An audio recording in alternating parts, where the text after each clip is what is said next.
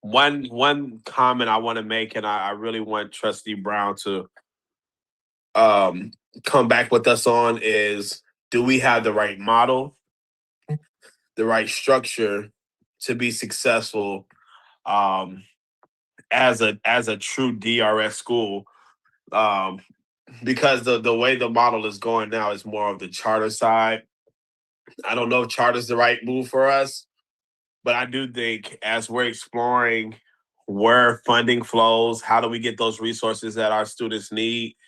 How do we build something sustainable? You know, how do we create that model? And that's something that I'm interested in because, to your point, Chair Gibbons, FAMU should only be in the business of K through 12 to create a feeder school. We already have enough missions that we have to handle as our already, and to add another one that we aren't doing so hot on, but we could be better. We have to make sure that we have the right model first, and so that'll be that's my comment. Absolutely. And as we get the findings from the KPMG update, a part of it is looking at different comparison models. And so the committee is also looking at different funding models, comparison models, structure models, and we'll have that information at our next opportunity as well. Those are all of. You said Ms. Courtney Brown or somebody? No, Okay. we're good. All right. So All right. So that's it for the committee. Thank you so much, Chair Gibbons. thank you. Thank you all. And again, this is support. We just want to make sure that we move in the right direction, and change is hard. Ask President Brown, she'll tell you, change is hard. It's hard under me too, because I'm a hard driver. I believe that I want everything done like tomorrow. It's not gonna happen, but we can try, right? So we'll push and push and push, but we'll also provide resources when you tell us how we can fix the issues, okay? Thank you. Thank you. We're gonna move to the next committee meeting, which is the DSOs under Trustee Crossman as our chair. Chair Crossman, you're recognized to move to the DSO agenda. Thank you. Can you hear me okay? Now is that on? No?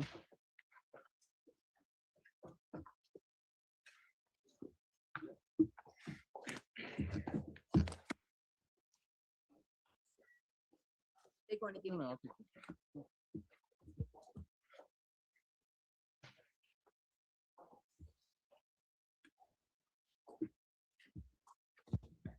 all right, is that working? Can you hear me?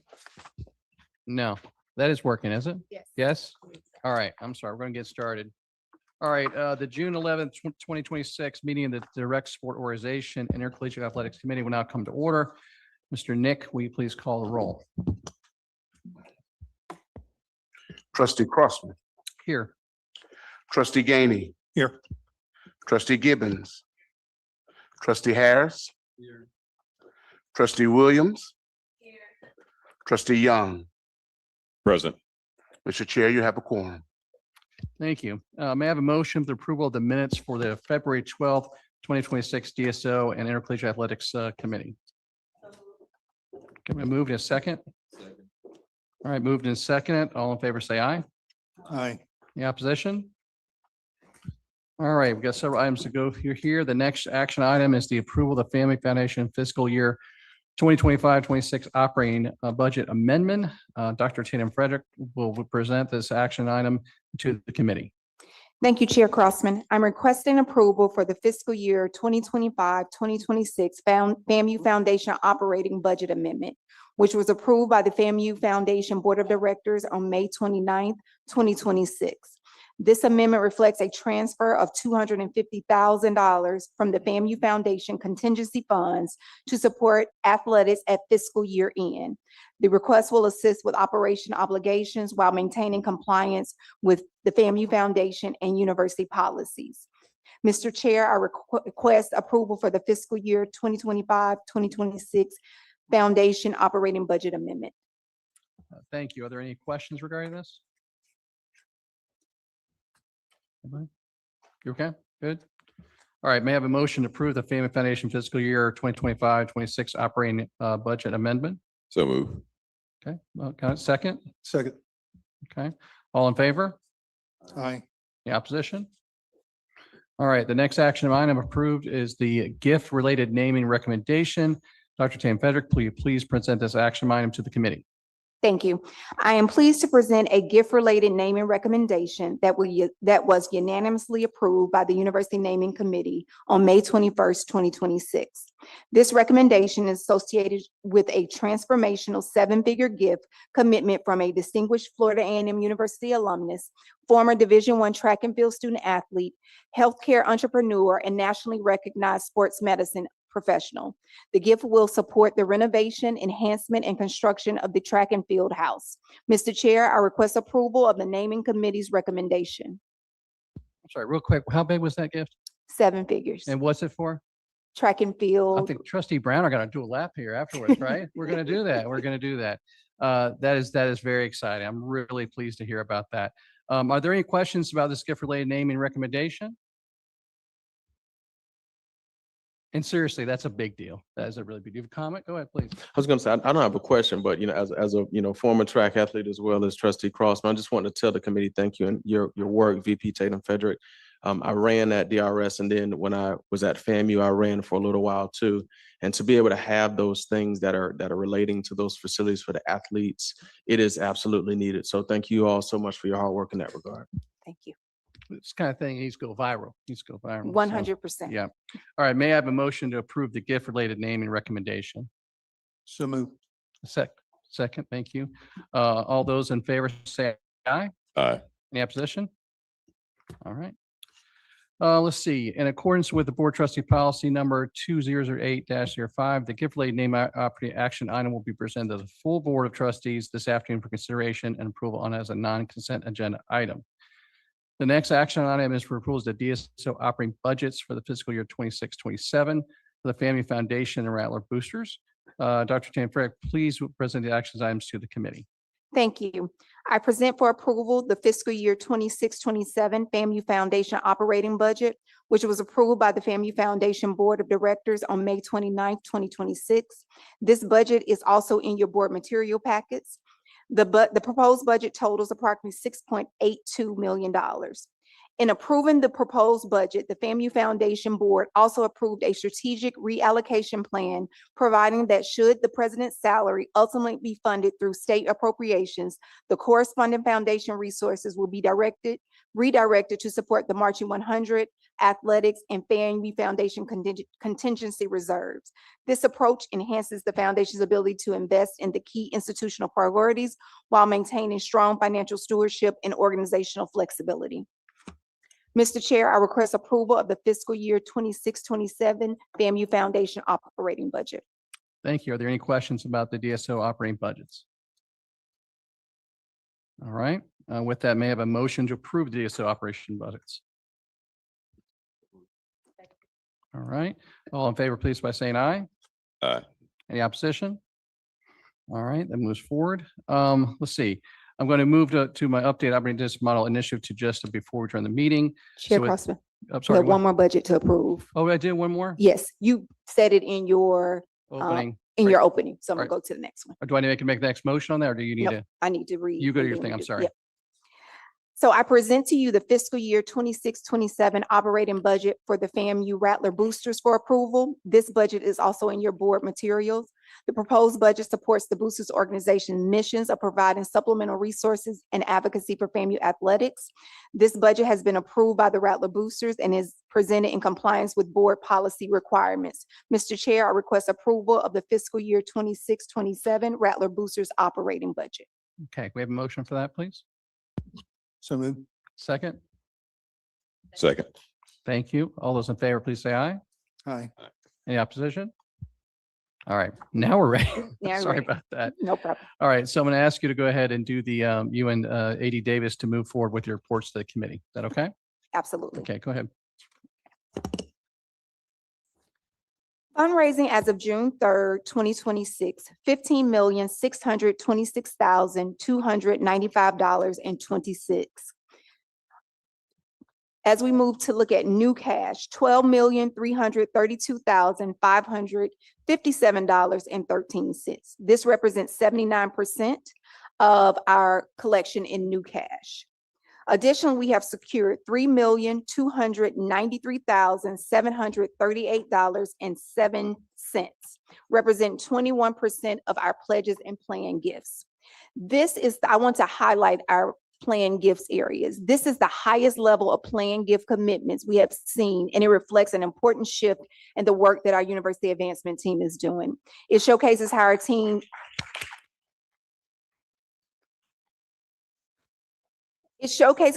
is intentionally building long-term sustainability by engaging donors in conversation about legacy, future impact, and transformational philanthropy that will benefit Florida A&M University for generations to come. As we approach our closeout of the fiscal year, we continue to build momentum and strengthen our pipeline. We are super excited. We will meet our goal, President Johnson, as we continue to build the strategic plan and moving forward of this institution. One of the things I'm most proud about of the resilience and momentum that our university advancement teams have demonstrated this year. At one point during this fiscal year, we were nearly $3 million behind pace. Through intentional strategy and discipline and execution and the collective efforts of this team, we have reduced that deficit tremendously and are on target to meet our fundraising goal for this year. Perhaps even more importantly, we are seeing encouraging shifts in the composition of our philanthropy. Alumni giving increased by more than $1.5 million, and we are welcomed by 837 additional alumni donors into the giving of FAMU.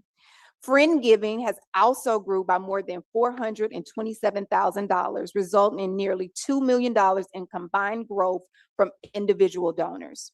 Corporate support continues to be our largest source of revenue at $6.9 million and grew by more than $500,000 this year. Even more with fewer corporate donors, this is telling us that our partnerships are becoming deeper and more meaningful with our corporate partners. And again, as I mentioned earlier, our planned giving commitments has reached the highest level this year that we've seen in any of our years. These results tell us a powerful story. We're not simply raising dollars, we are strengthening relationships and expanding our donor base by diversifying our philanthropic pipeline and building a culture of philanthropy that will sustain this institution well beyond this fiscal year. One of the highlights that we want to just share is we've been talking about AI and the AI integration into the university and working with our AI Council. University Advancements is proud to partner with a group called Data Moose. The College of Law was our recent pilot program. They did a 4-week pilot program, which provided overwhelmingly positive feedback from the College of Law. This pilot program helped them to see donor data in real time, as well as financial growth in real time. And so we're going to be rolling this out July 1 with our other colleges and schools as we begin to build how we integrate AI into our performance moving forward. And as we talk about impact, this fiscal year, scholarship support remains one of the strongest outcomes. We continue to provide meaningful, mission-driven financial support for our students. Thanks to you, our donors and corporate partners, and the ongoing commitment of the foundation, we have provided over $5 million in student scholarships. We are super excited about the impact we are providing here at this institution.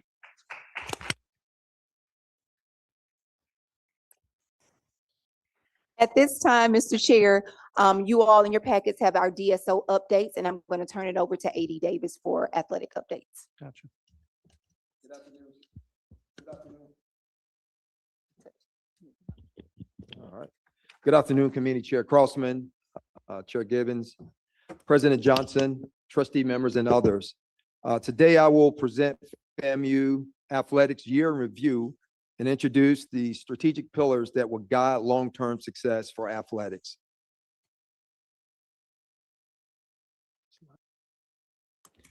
One of the clearest indicators of progress within FAMU Athletics is the competitive culture that's taking shape across various programs. Our women's sports continues to set the standard within the SWAC, demonstrating consistency, discipline, and championship level performance. What we're witnessing is a broader shift towards sustained competitiveness and institutional pride. Every championship, postseason appearance, and national ranking elevate the visibility of FAMU athletics and strengthen the university's brand. Success in competition also creates momentum in recruiting, alumni engagement, donor interest, and community connection. And under President Johnson's leadership, we are building an expectation of excellence across all areas of athletics where this culture will become the standard. Next slide. Here at FAMU, success will not only be measured by championships, but by how we prepare our student athletes academically, professionally, and personally for life beyond this institution. Academic excellence continue to be one of the strongest indicators of the culture we are building across athletics. This spring semester, we celebrated 32 student athletes who graduated while maintaining a department-wide GPA of 3.16 across all programs. These outcomes reflect the commitment of our student athletes, our coaches, academic support staff, and the university's approach to building excellence. We are especially proud to see the multiple programs that are performing above a 3.0 GPA, with women tennis leading the department with an outstanding 3.68 GPA.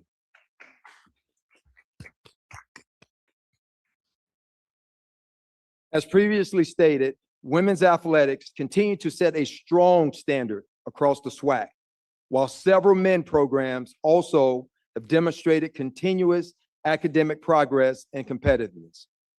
These academic results are important because they directly strengthen retention, graduation success, APR performance, leadership development, and long-term opportunities for our student athletes. Next slide. A championship culture must be built on accountability, structure, and institutional integrity. This framework reflects how we are aligning athletics, academics, compliance, and leadership across the entire institution.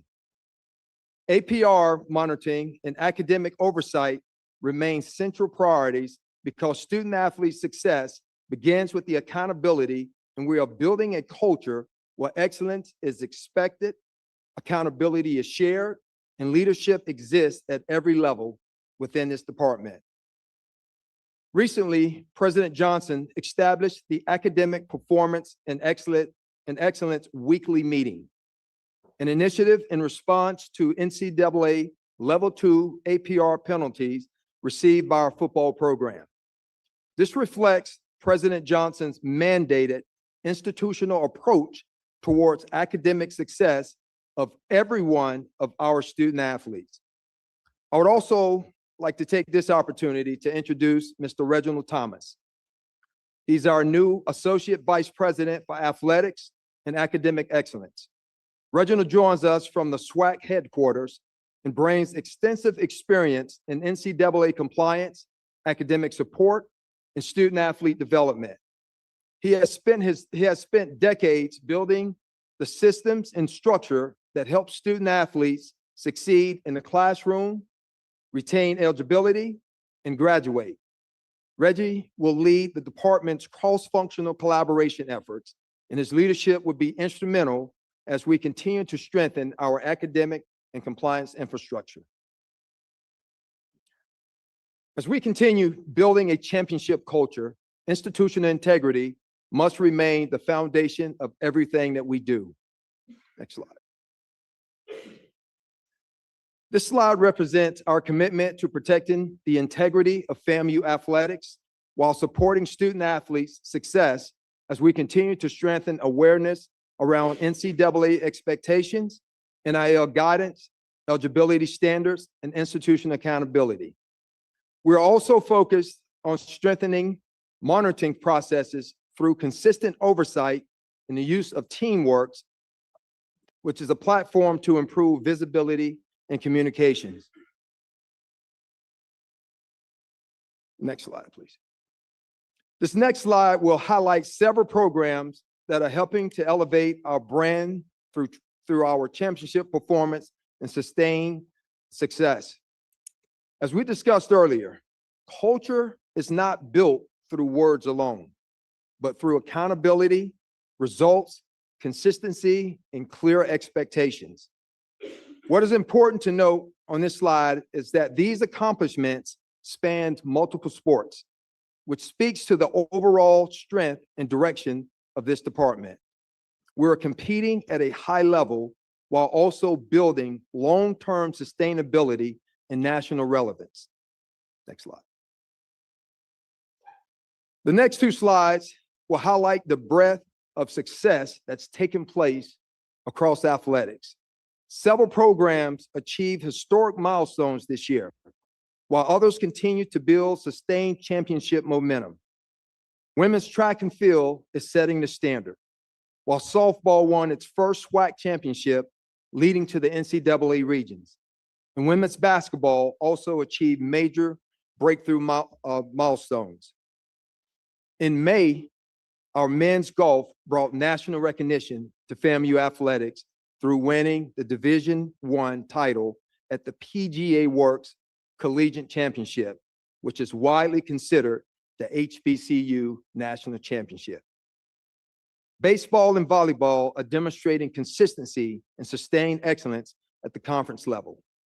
These accomplishments matter beyond just wins. They strengthen recruiting, elevate the FAMU brand, increase institutional visibility, and deepen alumni pride. Collectively, these programs help position FAMU Athletics as one of the premier athletic departments across the HBCU landscape. As we celebrate the momentum across our athletic programs, it is important to recognize our coaches, past and present, whose leadership and tenacity continues to drive performance, culture, and student athlete development. Legendary coach Veronica Wiggins represents the excellence, longevity, and championship attitude within FAMU Athletics. Her induction into the NFCA Hall of Fame reflects not only personal achievements, but the national respect earned by FAMU softball under her leadership. Over 3 decades, Coach Wiggins built a culture centered on discipline, competitiveness, and student athletes in their development. Her 726 career victory, 13 MEAC championships, displays remarkable consistency and long-term success. The naming of FAMU softball field in her honor further reflects the lasting impact that she has had on this university, our athletic department, and generations of students to come. This recognition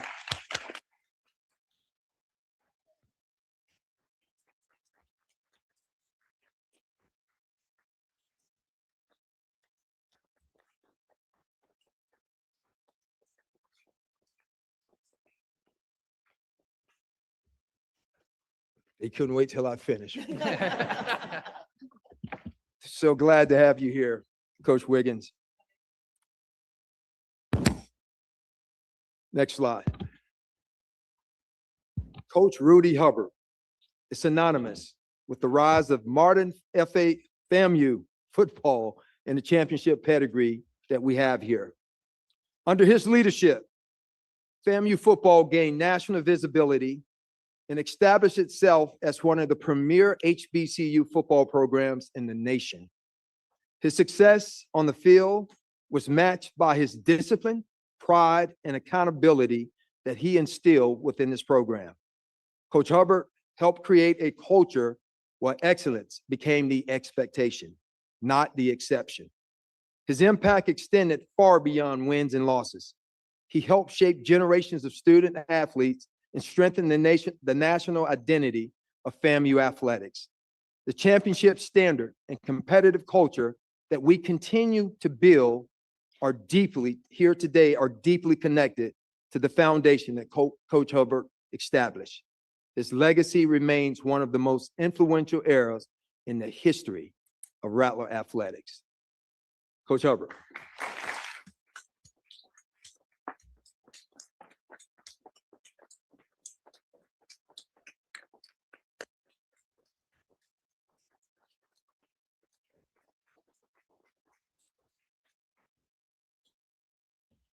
And on this past Saturday, many of us had the opportunity to witness Coach Hubbard be inducted into the Black College Football Hall of Fame.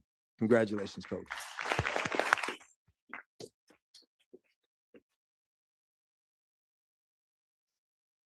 Coach Garfield Ellenwood represents the consistency and discipline that's behind FAMU Track and Field's ongoing success. Under his stewardship, the program has maintained championship-level performance and conference recognition. Being named SWAC Coach of the Year for both indoor and outdoor competition reflects the strength and depth of his program. Coach Ellenwood has helped position FAMU Track and Field as one of the conference premier programs through accountability, preparation, and competitive excellence. His leadership continues to strengthen the championship culture across Rattler Athletics. Within the past few weeks, FAMU has had 6 student athletes who have qualified for the NCAA 2026 Division I Track and Field Championship, which are taking place at this very moment in Eugene, Oregon. From June, and it will end on the 13th of June. Yet again, bringing national recognition as they represent our esteemed university. Congratulations, Coach.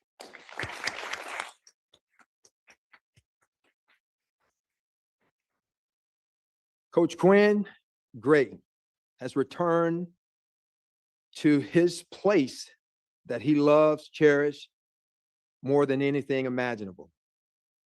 He represents more than a coaching hire. It represents a reconnection to the culture and tradition of FAMU football.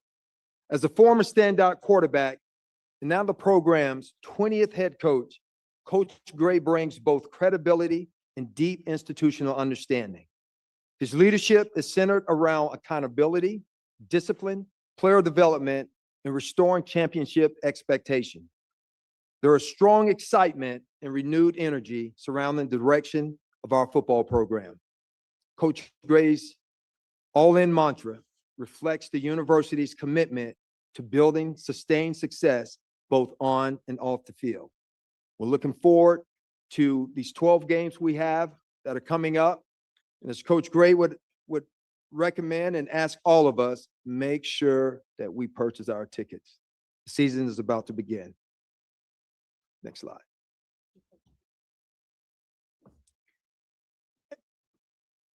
Mr. Chairman, both chairs, committee chair, Chair Givens.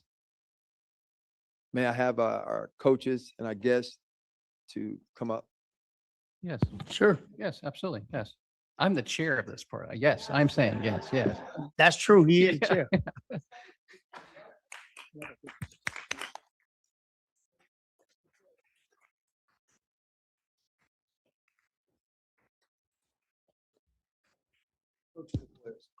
I know Coach Ward happy after that game last night. I know. I appreciate this. Chair, Yes, sir. make a comment. Yes, you may. 2 quick things. One is Athletic Director Davis. We've been knowing each other a very long time. Thank you for the good hire on Reggie. He came from the SWAC. He's a good hire. I'm glad that you moved in that direction. Second thing is Reggie Theus just texted me. He said he got that trophy down there. So next year I expect to see that trophy on this table up here. All right? Yes, sir. All right. Yeah, let's do it. I just want to take this moment again. Okay, we're gonna take a picture over here. Okay. Well, yeah, no, but you want that, where do you want to stand? Is that okay? Are they good with that?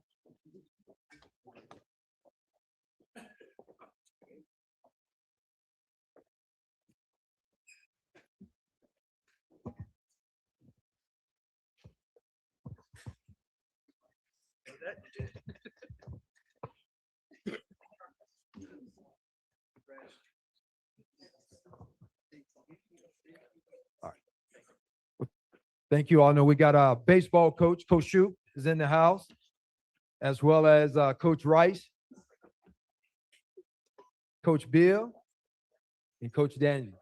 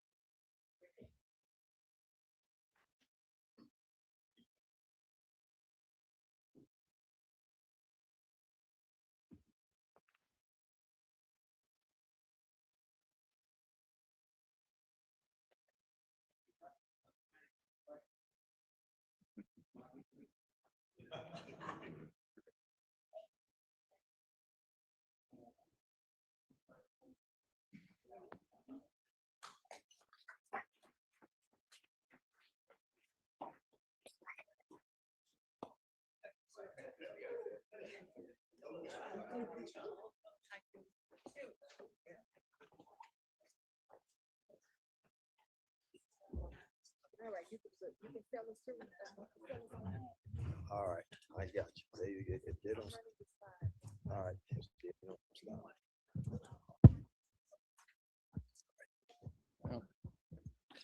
Athletic Director Davis, I just want to point out, there was no photo op in Trustee Brown's presentation. So I just want to throw that there.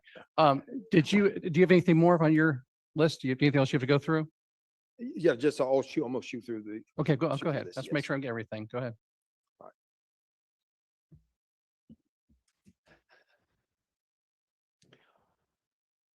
All right, as I shoot to wrap up here, is just wanted to just highlight some of how resources are being aligned to be able to support our student athlete success, operational efficiencies, as well as our long-term sustainability. In today's world of intercollegiate athletics, championship culture requires strong financial stewardship commitment. And so as we continue to build this department, academic success, and all the various things in which we're responsible for, it's very important to make sure that, we're working very closely with our foundation as well as other members to have the needed revenue to help sustain this department. With that, I'll go ahead and end the presentation. And if there are any other questions, feel free. Gotcha. Real quick, and did you have any more on your part at all? You're good? Okay. But if I can recap, so first, Tech, to you, what a great job you guys are doing. One of my questions I was going to ask you was, why is the giving going so well? But I think I know the answer. So many times when it comes to giving, it's individual, it's personal. Clearly, you and your team are doing an exceptional job. And I just want to pause and recognize that. And just to repeat back, a 7-figure gift to track, that's amazing. Kim, go ahead. Yeah, track. Kim, your work with the statues, Dr. Humphreys. I'm still waiting on mine. I'd like it to be life size. So if you could work on that, I appreciate it. But that was an amazing and unique initiative, and it's been very successful. I mean, really go down the line. You guys are hitting at every point. And so thank you. And I want that to be recognized. Before I move back to athletic director, does anyone have any question or comments for advancement? Go ahead. Yes, sir. Thank you, Chair. Again, I just want to echo, amazing job. Right now, we're in an adverse economy, and corporate and personal giving is down across the board. So for us to see an increase when the rest of the market is trending down, it means we have a right to win. It means we have a great team in play, and people see value in making an investment with FAMU. So fantastic job. Anyone else? Chair? Yep, go ahead, please. Yeah, I know I clapped 700 times already, but I did just want to give the advancement team some additional recognition because they have done more than just bring home incremental funding. They've actually helped to move and shift the culture. Yeah. And one of the things we've been trying to change in our culture is the understanding of who's accountable for raising funds and for gaining the financial support for the university. And we're sharing that accountability across the enterprise. Everyone is responsible, and they've done a phenomenal job of creating a culture where the deans see them as clear partners to help fundraise on a per college basis, where we're putting some more purpose around how we're packaging, what our asks are. And we're not just asking people to give us money. We truly are framing it as investments and success, not just for FAMU, but for their enterprise as well. It's not a donation, it's a partnership. And they've been great stewards of sharing our performance-based funding. Number 10, responsibility as it relates to building external experiential learning opportunities for our students as well. So just want to give the whole team another round of applause. Great job. Listen, it's about innovation. It's about relationships. It's personal. The thank you notes, the getting back to people. It's a total shift and it's a total win. So thank you for that. With that, I want to go back to AD Davis. And again, outstanding. Let's just pause again for both those coaches. I would challenge everybody to take a moment and think about all those wins, all those losses, because there's lessons learned in life and losses, right? But think about all the young men and women that they shaped and where are they now?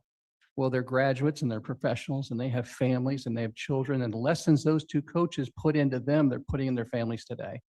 Those two individuals, they're two individuals, but are there not thousands of people that have been impacted by that work they did here? That is a really big moment. And I appreciate you, AD Davis, for recognizing both of them and taking the time to do it. I think one more time, let's applaud both coaches, please.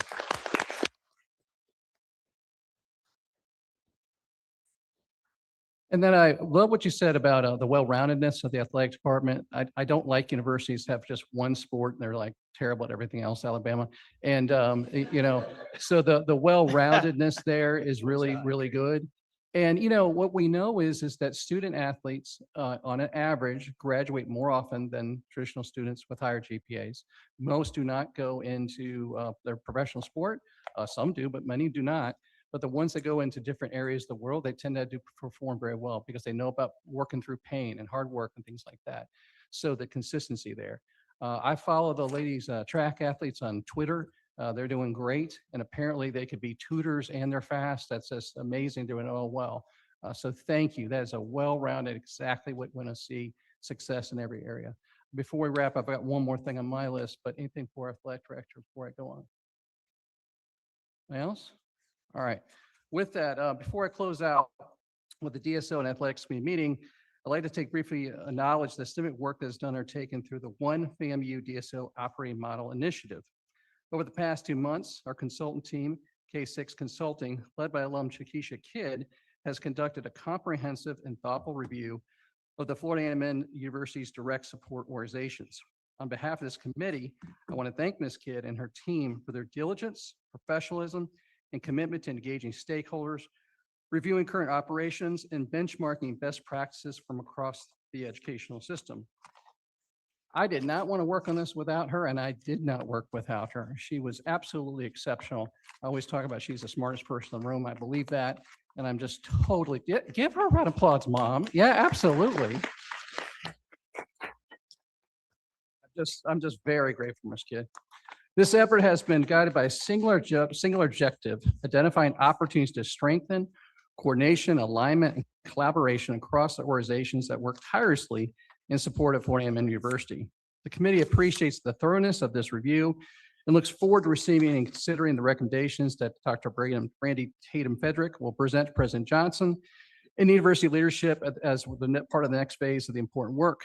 As we continue these discussions, it's important to emphasize that this work is not about diminishing the important contributions of any organization. Every entity involved has played a vital role in advancing the mission and legacy of Florida A&M University. Rather, this effort is about building upon the strong foundation, ensuring that our collective resources, talents, and efforts are aligned to maximize impact for FAMU students, faculty, alumni, and future generations of Rattlers. I want to add something that I realize that change can be hard. I realize that.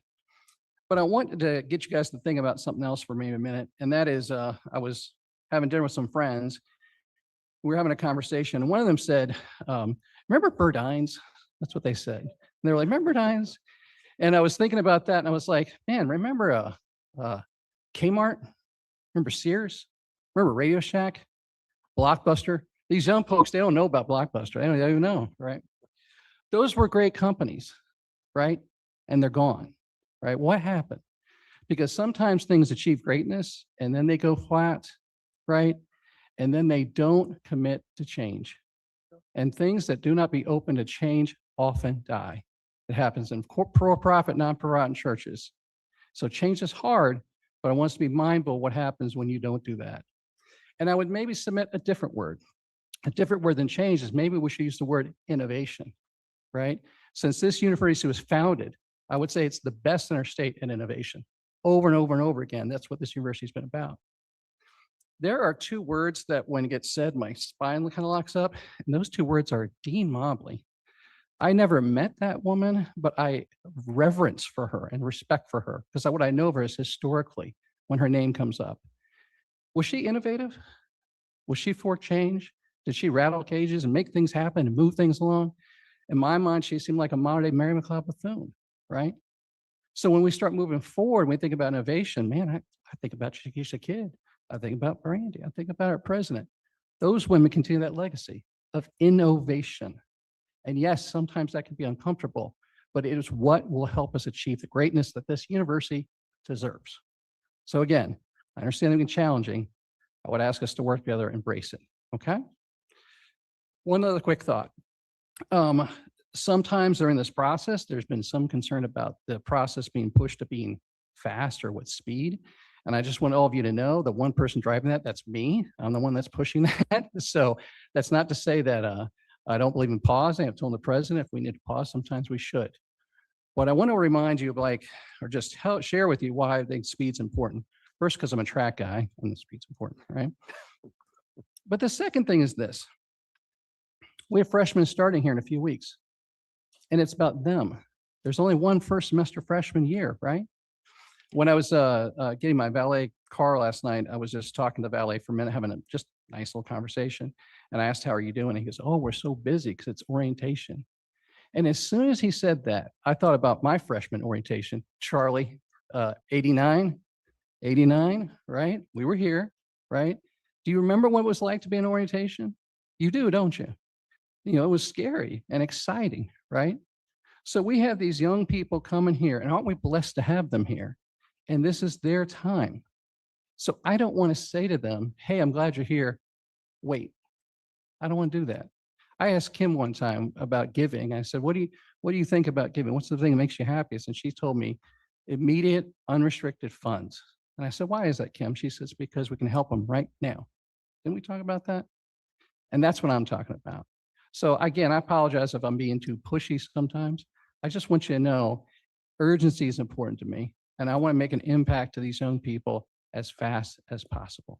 Okay? Is that fair? All right. I think I'm done now. I think that's all my things. So with that, I think we're ready. If there's no further business to the committee, the meeting is adjourned. Back to you, Chair. Thank you, Chair Crossman. Good job. Thank you all. We're gonna move to the governance committee. First of all, I want all of us to send our prayers out to Trustee Shaw. He's at the hospital with his wife. I think they're gonna have a baby here soon. So we'll keep him in our prayers. And Vice Chair Figures, is she on the line? Yes, I am. Good afternoon, everyone. How are you? You recognize Chair Figures? Awesome. I won't be joining on camera today due to the last minute scheduling, but I will definitely take over this meeting. I call the governance committee meeting to order. Hold on one second. Yes. Can the room stay quiet? Because we can barely hear Chair Figures, please. Okay, so let me get off my headset. One moment. No, you're fine. You're fine. It just got a little loud as we transition. Okay. All right. There we go. We're ready? Yes, ma'am. Perfect. I call the governance committee meeting to order. Ms. Taylor, will you call the roll, please? Trustee Figures, Here. Trustee Gainey. Here. Trustee Washington. Trustee White. Present. As we know, Trustee Shaw is out.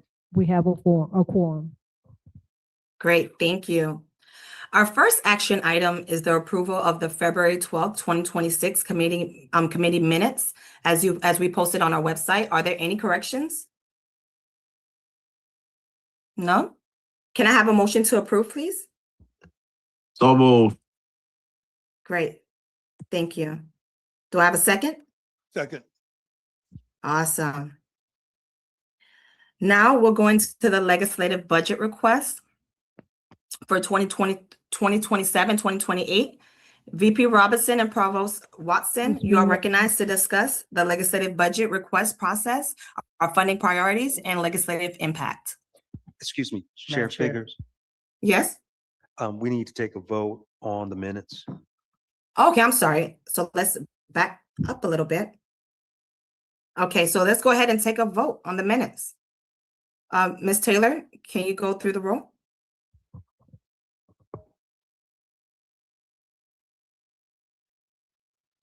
Okay. Trustee Or do I Figurs, just, yes? you're No, we- gonna go roll call or do you You want can to? just, Madam Chair. I you was can just gonna let call you do for the a roll vote. call, but I can do it. Okay, just Either call, or. just call for a vote. All in favor by saying aye. All right, so all in favor by saying aye? Aye. Awesome. Are there any disapproval? Since there are none, this motion properly carries. Now we'll go into the legislative budget for 2027, 2028. Vice President Robinson and Provost Watson, you are recognized to discuss the legislative budget request process, our funding priorities, and legislative impact. Thank you, Chair Figures, and thank you, Board of Trustees. In addition to myself and Provost Watson, we have Dr. Palm, who leads our health enterprise, who's here as well to help us cover the topics. Members of the Board of Trustees, today we have prepared and are presenting Florida A&M University's proposed fiscal year 2027-2028 legislative budget request and seek the committee's favorable recommendation to the board. The package before you is the result of a survey-based process. The survey was provided to the executive leadership team, who was asked to cascade it throughout their respective teams. Those survey responses were reviewed, then prioritized by Provost Watson and Dr. Palm for the health enterprise, and then reviewed by President Johnson, resulting in the package before you today. The timing of today's review is important. Pursuant to Board of Governors Regulation 9.007 and Section 1011.40 Florida statutes, universities are required to submit their legislative budget requests by July 15th of this year. Accordingly, we are seeking the committee's recommendation today so the package can advance to the full board for consideration and approval, enabling us to meet the Board of Governors timeline. Before the provost reviews the specific items, however, I'd like to provide a little bit of context. Legislative budget requests are exactly that, requests. They represent our priorities, our aspirations, and our best assessment of where strategic investments can have the greatest impact. Today's request is a reflection of this requests. This today also reflects several important lessons learned from the most recent legislative session. First, and it should come as no surprise, the legislature worked this session to reduce the size of government and therefore the budget. In fact, the overall size of the state budget declined from approximately $117.4 billion to $114.5 billion this year. Florida's budget environment is one of discipline rather than expansion, and policymakers are understandably cautious about creating new obligations, particularly recurring ones. And so to this end, we focused our recurring ask for the fiscal year 27-28 on two specific requests where we have a reasonable opportunity to benefit students and to enhance our contribution to the state of Florida. Second, we learned and observed that centers and institutes resonate. These initiatives can be viewed as catalytic investments, opportunities where a state appropriation can help attract federal grants, private sector partnerships, philanthropic support, and additional research funding. That lesson is reflected in our requests, which you will hear more about in a moment. But there are two requests. One is a Cardiometabolic Health Disorders Institute, and separately, the Florida Center for Legal Innovation, Technology, and judicial leadership associated with our law school in Orlando. The goal for both is to secure initial state support that positions our university to compete successfully for external funding and become increasingly self-sustaining. There are two other important factors I want to acknowledge. The first is time. The session starts next year in early March, 8 months from now, roughly. A lot can and will happen between today and then. The second thing is we find ourselves approaching a period of significant political transition in Florida. Following the upcoming election, the state will have a new governor, a new Senate president, a new Speaker of the House, new appropriations leadership in both chambers, and more. While we cannot predict every legislative priority or opportunity that may emerge once those elections are complete, once those elections are complete and leadership is in place and has identified their respective areas of focus, two things remain constant: the state university system's 2030 strategic plan and Florida A&M University's institutional priorities. This legislative budget request is grounded in both and reflects our best assessment of the opportunities before us today. Members of the board, my point is this: things can happen and they will change. And what is before you today is not written in stone. Should meaningful changes to our request become necessary and warranted as legislative priorities become clearer and as time goes on, we will share those changes with the board. On screen now is an overview of our proposed requests, and I will turn now to Provost Watson to share specifics about each. Thank you, VP Robinson and members of the Board of Trustees, Madam President. Today, I will present the recurring item on agricultural research, cooperative extension, and workforce development, the R1 Research Accelerator for $10 million in non-recurring to uplift faculty research excellence and R1 Carnegie distinction, as well as the workforce technology and innovation for $25 million in non-recurring. I'll also highlight the FAMU FSU College of Engineering for $13.6 million in recurring dollars.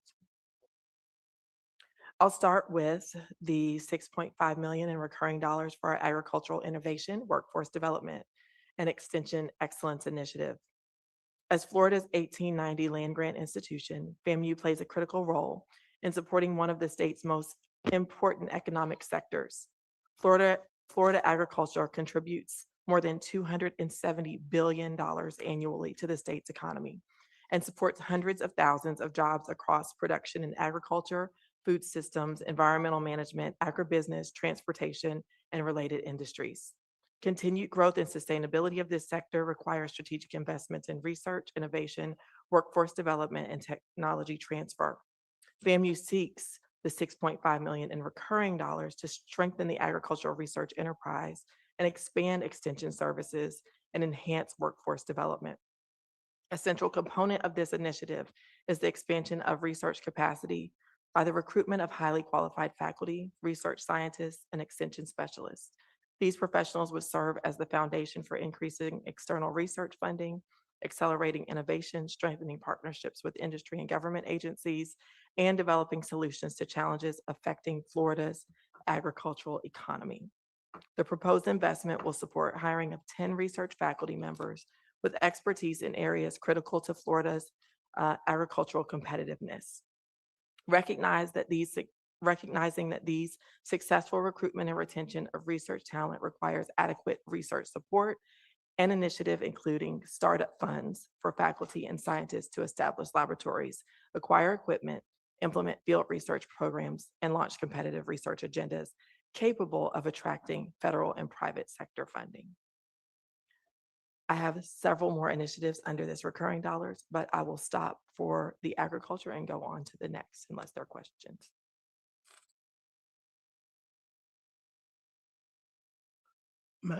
Madam Chair, Yes, we have a question by Trustee Brown. yes. Trustee Brown, you're recognized. Yes, thank you so much for that one, Provost Watson. I wanted to ask for this piece with the land grant, are some of those funds or processes for those positions also including at the Brooksville campus for the researchers? Okay. So I did cut that part out for time constraints, but it is in detail in, I believe, the materials that you have received. Thank you.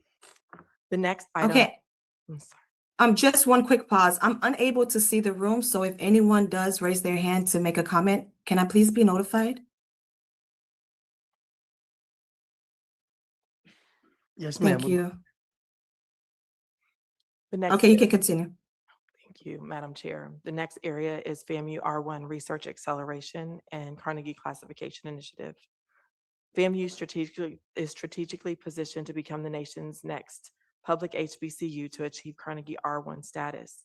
Advancing to R1 will strengthen our national research profile, increase federal research funding, expand doctoral education, attract top faculty, and generate long-term economic returns through innovation and commercialization. These funds are set aside to promote faculty research excellence and strategic hiring, doctoral student fellowships and graduate research assistantships, research infrastructure and core facilities, artificial intelligence, data science, and emerging technologies research, grant development and research administration capacity, and tech transfer and commercialization initiatives, which all not only underscore the R1 initiatives, but also speak directly to the Florida Board of Governors SUS 30 strategic plan. This will increase our federal research expenditures, as will the agriculture. And we're primed to see a 5-year impact of increased research funding, expanded doctoral enrollment and completions, enhanced faculty recruitment and retention, increased innovation, and improved performance on our performance-based funding outcomes and others. That's the overview for the research classification. Are there any other questions at this time?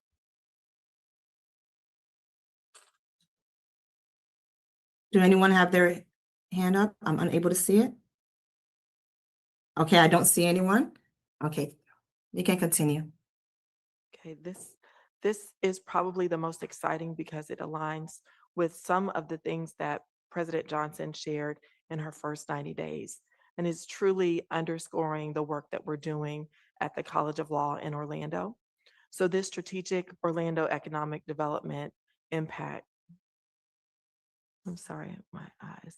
The Center for Legal Impact and Technology Infrastructure is a $25 million non-recurring initiative that will essentially use FAMU College of Law as a catalyst for business creation, technology commercialization, and workforce development while strengthening Florida's ability to grow and retain high-value companies. The center will serve as a pipeline for the development of future attorneys, judges, entrepreneurs, innovators, and business leaders who will contribute to Florida's long-term economic competitiveness and prosperity.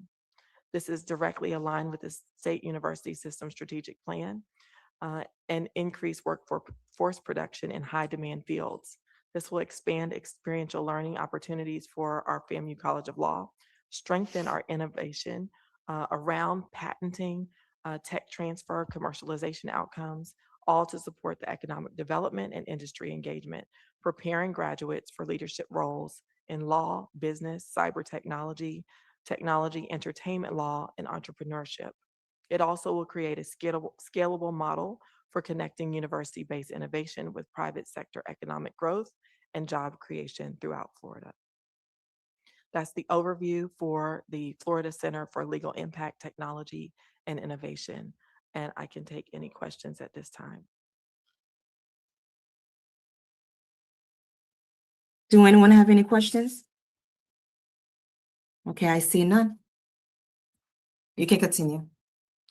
And lastly is on my end, and then Dr. Palm will share about the health innovation, is the $13.6 million recurring for FAMU FSU's College of Engineering, closing Florida's engineering talent gap.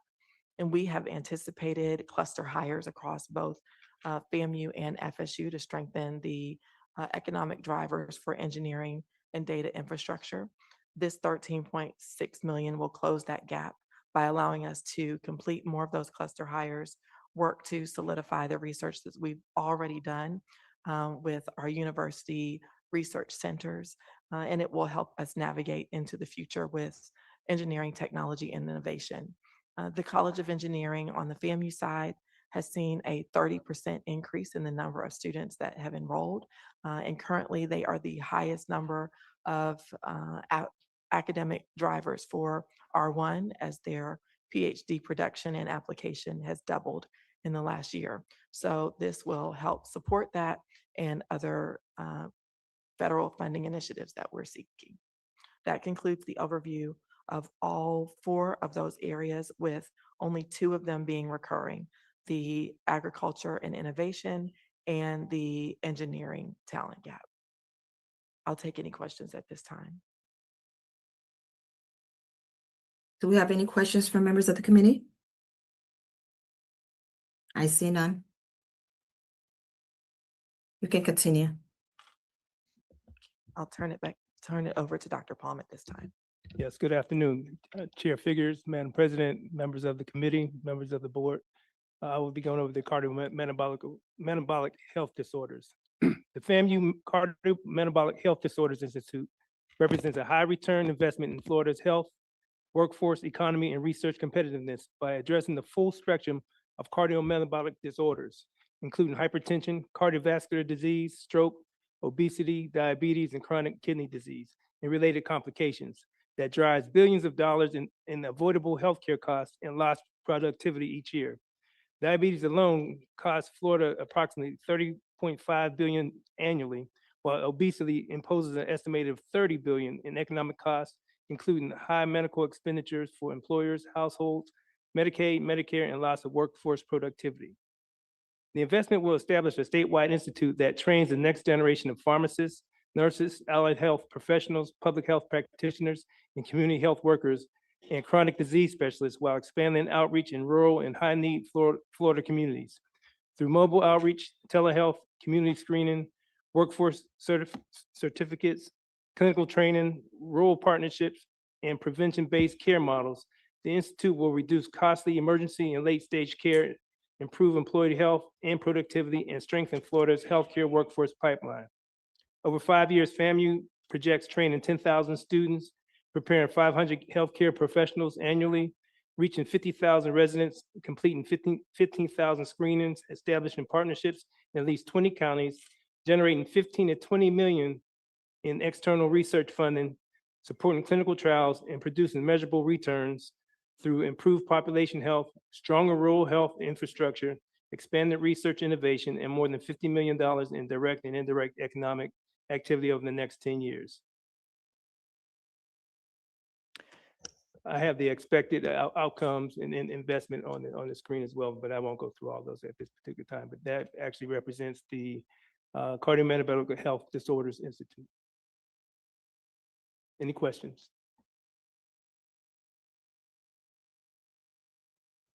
Thank you. Yeah, all right, thank you. I see none. And I'll just conclude by saying, members of the board, taken together, these initiatives represent a coordinated strategy to strengthen Florida's workforce, innovation, our innovation economy, agricultural competitiveness, healthcare infrastructure, and long-term prosperity, while continuing to elevate our university's impact within the state university system and, of course, benefiting every student who attends school here. The total package, as you saw at the beginning slide, is $51.5 million for FAMU and $13.6 million for the FAMU FSU College of Engineering. And of course, we will collaborate with our good partners over FSU on that. More importantly, this provides a clear roadmap for pursuing opportunities that are consistent with our strategic priorities while maintaining the flexibility necessary to navigate a challenging political and fiscal environment. Accordingly, members of the board, we respectfully request this committee's favorable recommendation of the fiscal year 2027-2028 legislative budget request to the Board of Trustees. And we together would be happy to answer any questions. Do we have any questions for any board member? Okay, I see none. Thank you so much, VP Robinson and Provost Watson. Are there any questions or comments from the committee? If there are no further questions, yes, Chair, I have a comment. yes, Let me you're just- recognized. thank you. I want to say to the president and her team, and Vice President Robinson and the team, Provost Watson, and to um, everyone else as well. And that this was a tough budget year. So I want people to recognize when you hear the nonsense that FAMU did not have a good budget year, when you look across the state university system, preeminence was not funded this year, okay? At all. It was not funded. They used the preeminence money to make sure that they funded the university system, to make sure they could fund the entire system. And if you look across the system and you look at where FAMU landed, we did pretty damn good in this cycle. So I want to also acknowledge that our lobbyists at Ballard Partners, Turnbull, and all those other groups that have been working with us, both at the state and the federal level, that we came out just fine in this cycle. And again, look at all the other universities. It may seem like they got a lot more than we did. They did not. You know, there were, and you have to remember, there were 5 new presidents in this system this year that all had priorities that, you know, the legislature liked all of them, including our president. So I just want people to recognize and stop listening to the outside noise of what's going on. One of the things that I think we're going to do differently next year to push back on this is the president and I have had some discussion about how we will help our legislative team by showing how we utilize those funds to support the efforts of the university and what was the gains that we made because of those after we tracked that money, and show the gains that we made in different departments, areas, and schools that allow for us to move our certain agenda along. The other thing is, if you look at, you know, we got to stop with these misnomers and all of this bad information. If you look across the enterprise, FAMU has progressively gone up in the metrics across the system totally. We have moved up everywhere, our law school, on all, I mean, if you look at the metrics totally, we have moved up in every category. I mean, I think it may be one that we were on the bubble, right? Provost, am I wrong about that? I think it may be one. So the funding is coming and we are utilizing it properly. So I just want to commend the team, Madam President, you and your team on doing an excellent job. But we got to stop listening to this outside noise that we are not getting properly funded. We got funded well in the current year. The funds decreased. And that's when you get a reduction, everybody took a hit in that reduction, right? So thank you for doing such an excellent job. And I just wanted to put that on the record. Thank you. Thank you, Chair Gibbons. Madam Chair, we need a motion. Yes. Are there any further questions or comments? Since there are none, I will go ahead and request a motion for approval of the 2027-2028 legislative budget request. So moved. Is there a second?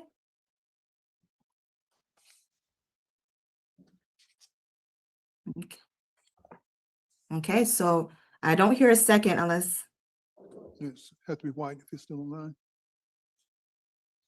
I'm so sorry, I'm unable to hear him. Are you guys able to hear me? Yes. Is Trustee White Okay. still online? Trustee White? Can you second, Trustee White? Yeah. Okay, so, Yeah, okay, He's the one. okay. It's White, Figures, Gamey, and yeah, if White, So we have, somebody can second, we can move it forward.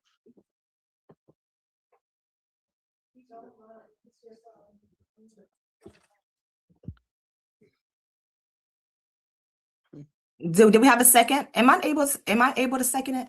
Yeah, we're waiting just a moment. Okay. Can she second us, Chair? Madam Chair, you can second as chair. Okay, so I second. So now that it has been properly seconded, do I have, all those in favor, please say aye. They have a quorum. I'm so sorry, there's so much discussion going on. I'm unable to hear Hold on everyone. 1 second, Madam Chair, please. I'm so Okay. sorry. Hold on 1 second. No worries.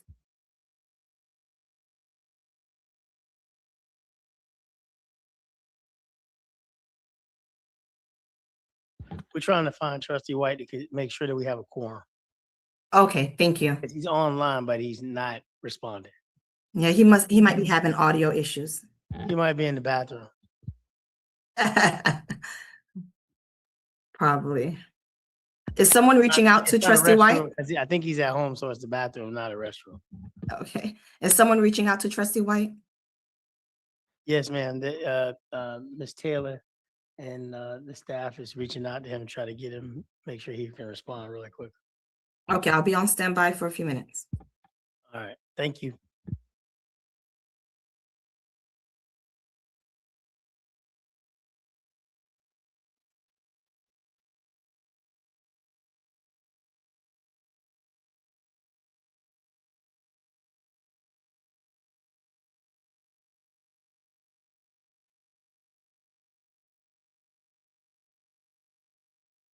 So I think it may have to die if we're unable to get him on.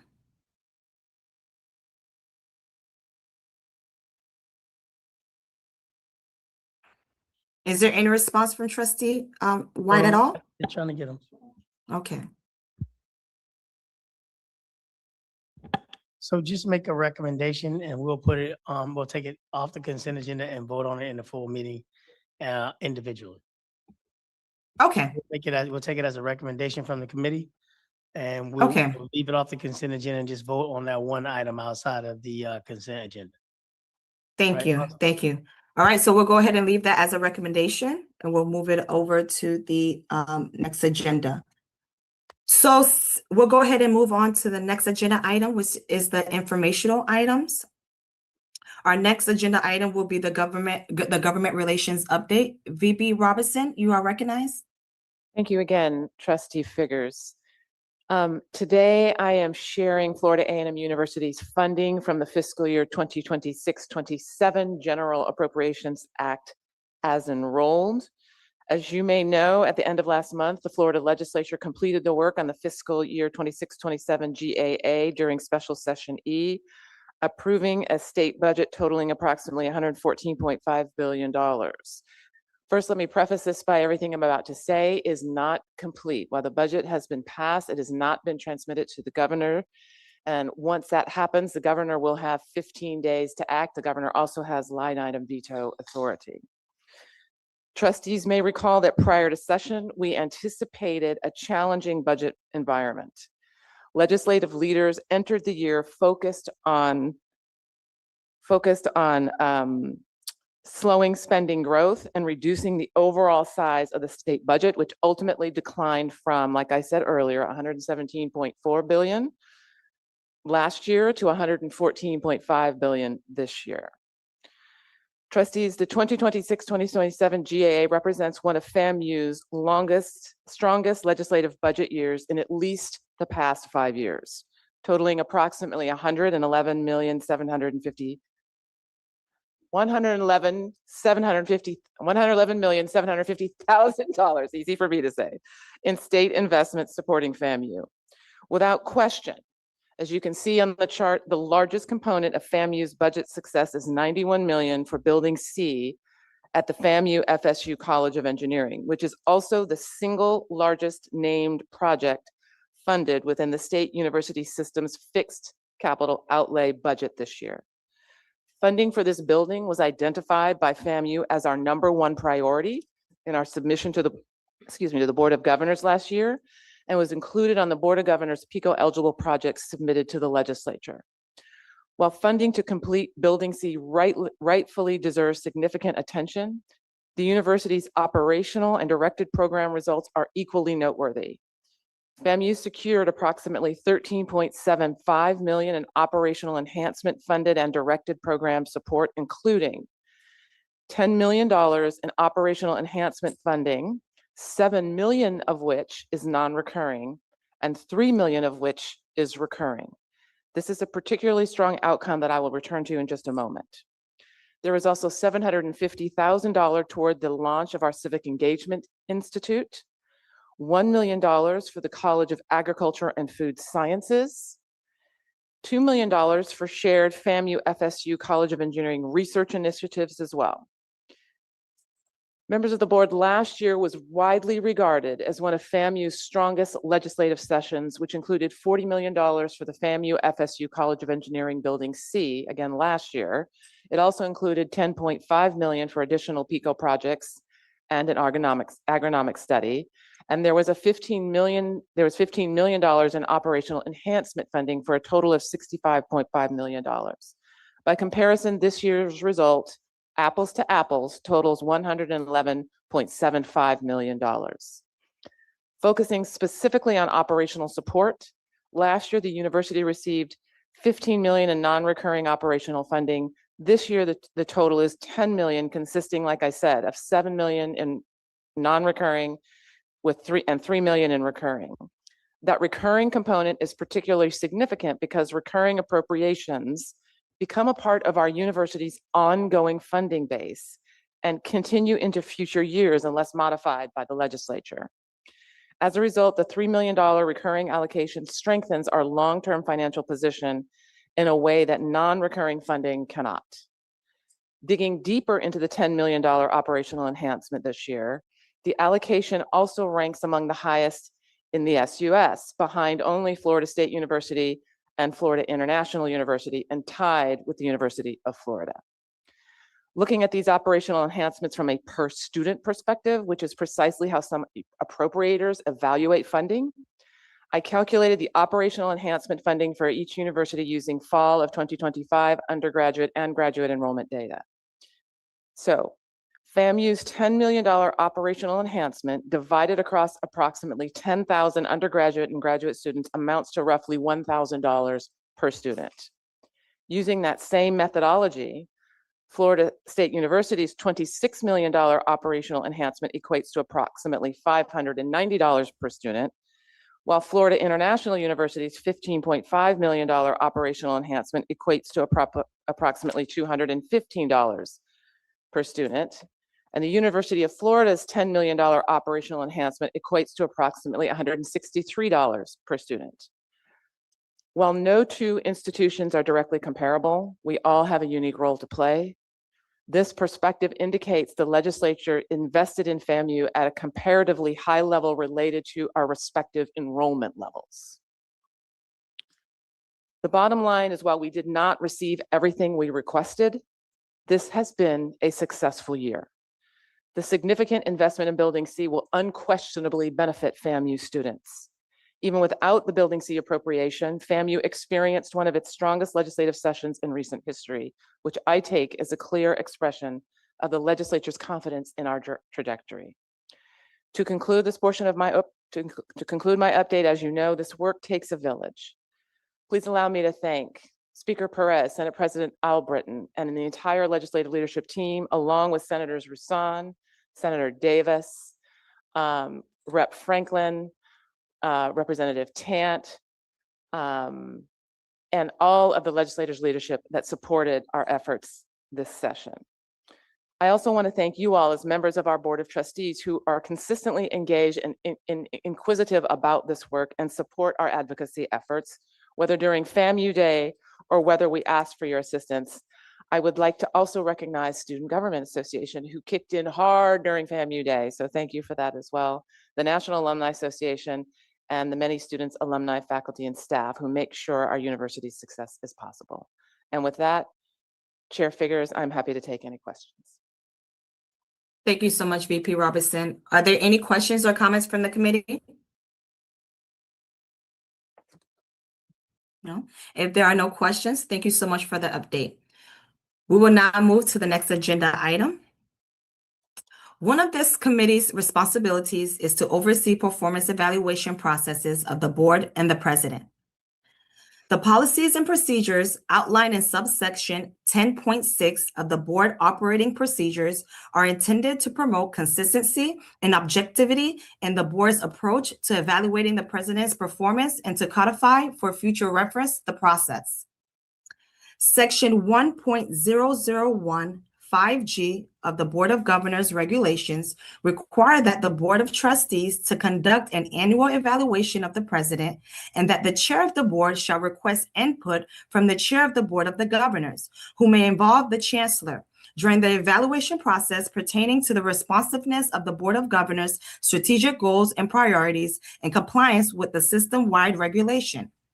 In accordance with subsection 1.0015G of the Board of Governors Regulations and section 4.3 of the Board Operating Procedures, the Governance Committee will oversee the annual evaluation process. The committee's responsibilities are to recommend the board annual goals for the president, lead the discussion of the president's annual performance evaluation based on the president's achievement of mutually agreed upon specified goals and objectives and such other criteria as the committee deems appropriate. Create and select an annual evaluation tool for the board's approval. Provide the board with a copy of the president's self-appraisal. Oversee the compilation of the evaluative informant. I'm sorry, I kind of got lost a little bit. I'm sorry. To oversee the evaluative information of each board member. Work with the president to provide to the board a draft of mutually agreed annual goals and objectives, and work with the general counsel to ensure compliance with the board's contractual obligations to the president. The annual evaluation of the president shall be guided by the following core principles. Objectivity. Objectivity extends to the criteria to be assessed, the process for completion of the evaluation, and the selection of persons who will participate in the evaluation. Clearly defined criteria that relate to the university's missions and goals. The criteria for evaluation encompasses an appropriate scope. The criteria include outcome standards that relate to the actions of the president, to the university's missions and goals, as well as the process criteria that describe the critical behaviors of effective leaders. The board, in the form of performance goals, will set the major outcome criteria each year. In addition to the performance goals, the board of the trustees will determine the performance indicators to be used to assess the president's attainment. Performance goals may vary from year to year. However, there are certain job-specific functions for each that will be evaluated each year, whether selected for emphasis that year or not. Well-planned schedule of implementation. The timetable for evaluation shall be established annually that provides an adequate period for data collection, review, and feedback. Clear policy for reporting and use.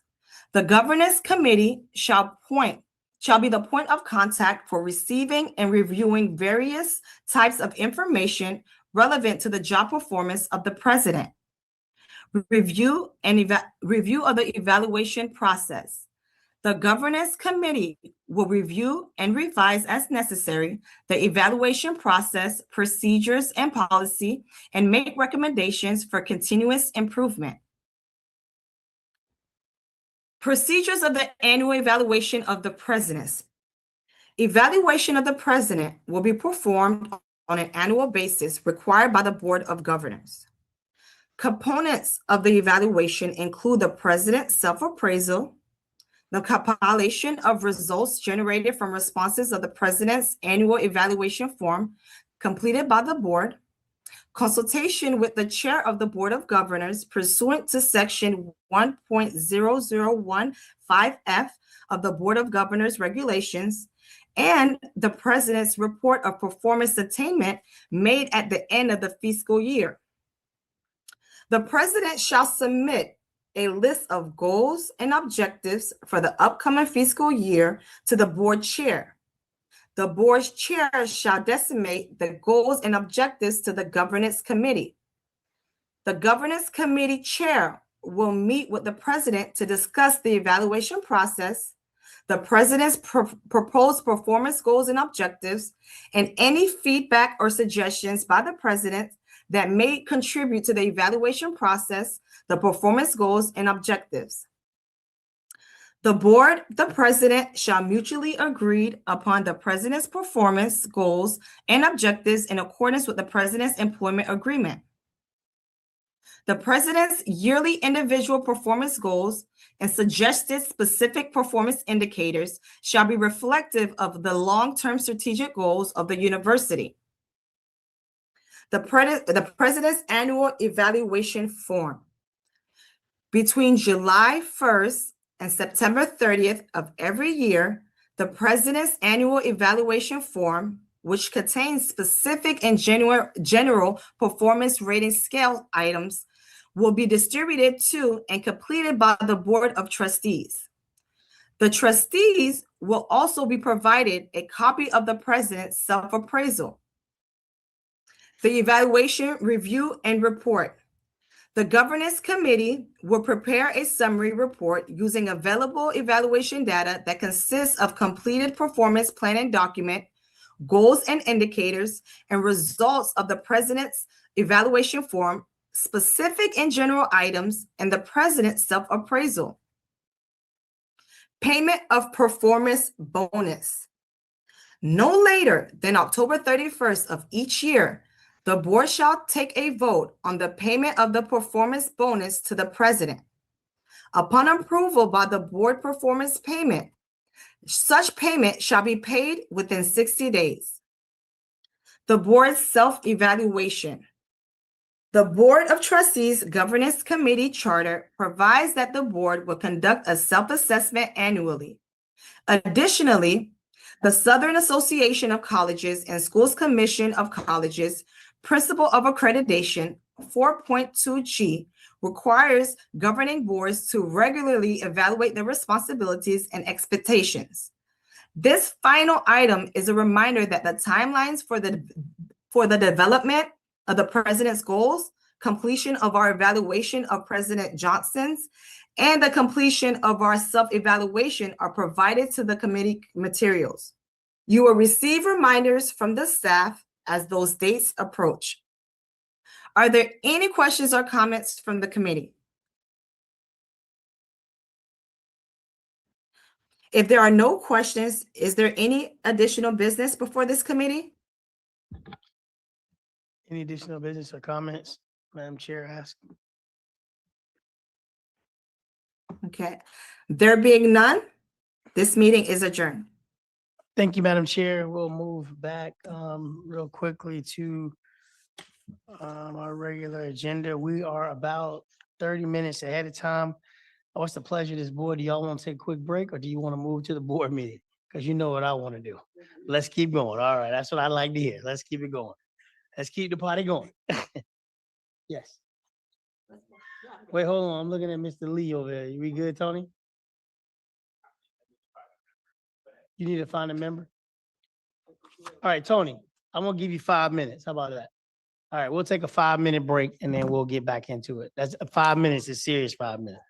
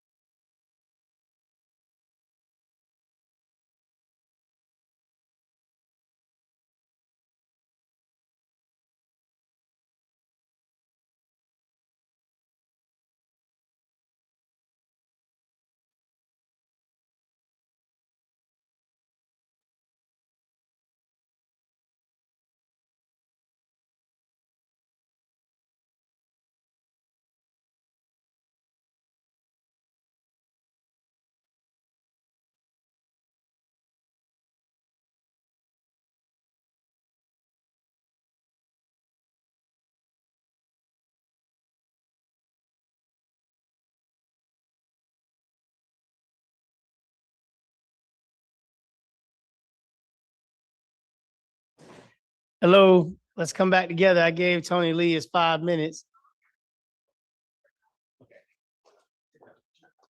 Tony, did you find your member? Mike?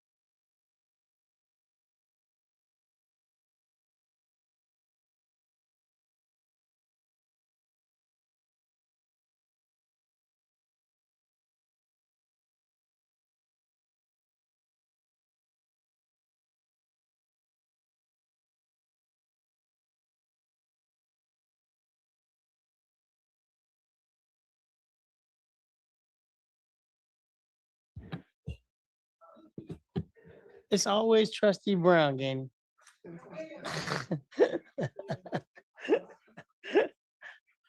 Brown, come on, man. He's talking about present. 1, 2, 3, 4, 5, 6. We need Kennedy. She's on the way back. She coming in the room now. There we go. All righty.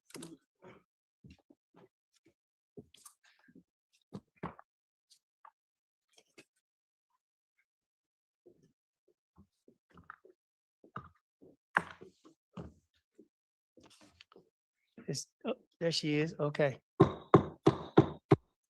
afternoon. I would like to welcome you all to the Florida Agricultural and Mechanical University Board of Trustees meeting. I'm calling the meeting to order. Please, we're going to stand for a moment of prayer given to us by Trustee Brown and then the Pledge of Allegiance.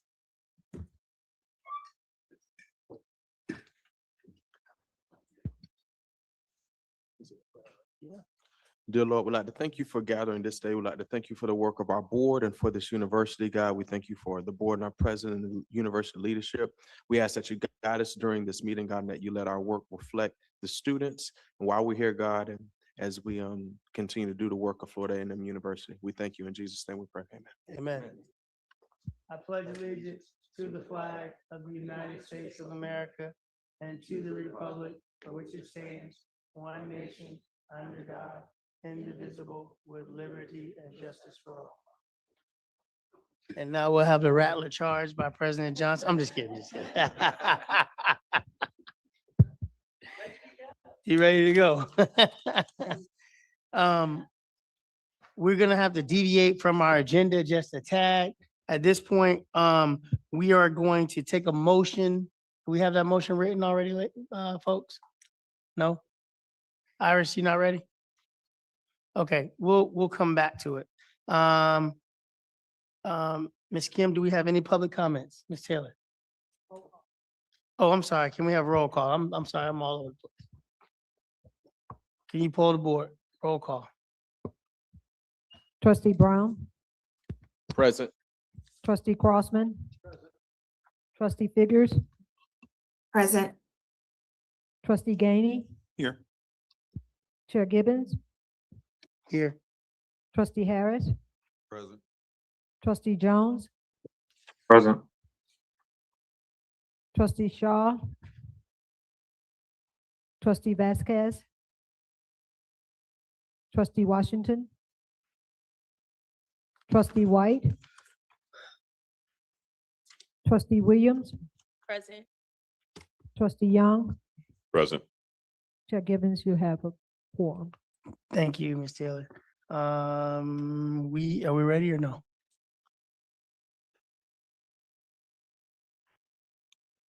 Oh, God, I hate when y'all text me.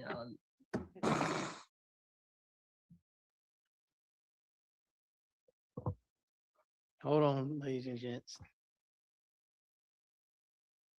Okay, I move to amend the agenda to pull the LBR from consent agenda to an action item. May I have a motion? Looking for a motion. So moved. I have a second. A second. Okay, we have a motion and a second. Any discussion? No discussion. All signify by saying aye. Aye. Aye. Any opposed? None being, the motion passes. Thank you so much. We're gonna move now on the agenda to public comments. Do we have any public comments, Ms. Taylor? Yes, we have two. The first is Mr. Zachary Ansley.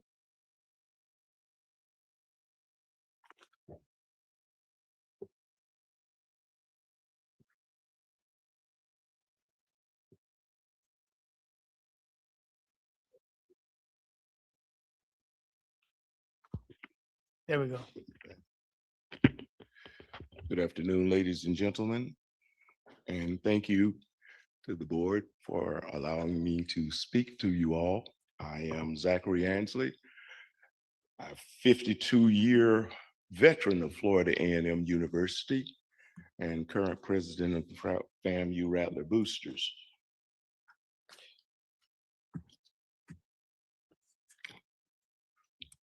On March 11th, I was asked to be on the steering committee for the One FAMU steering committee.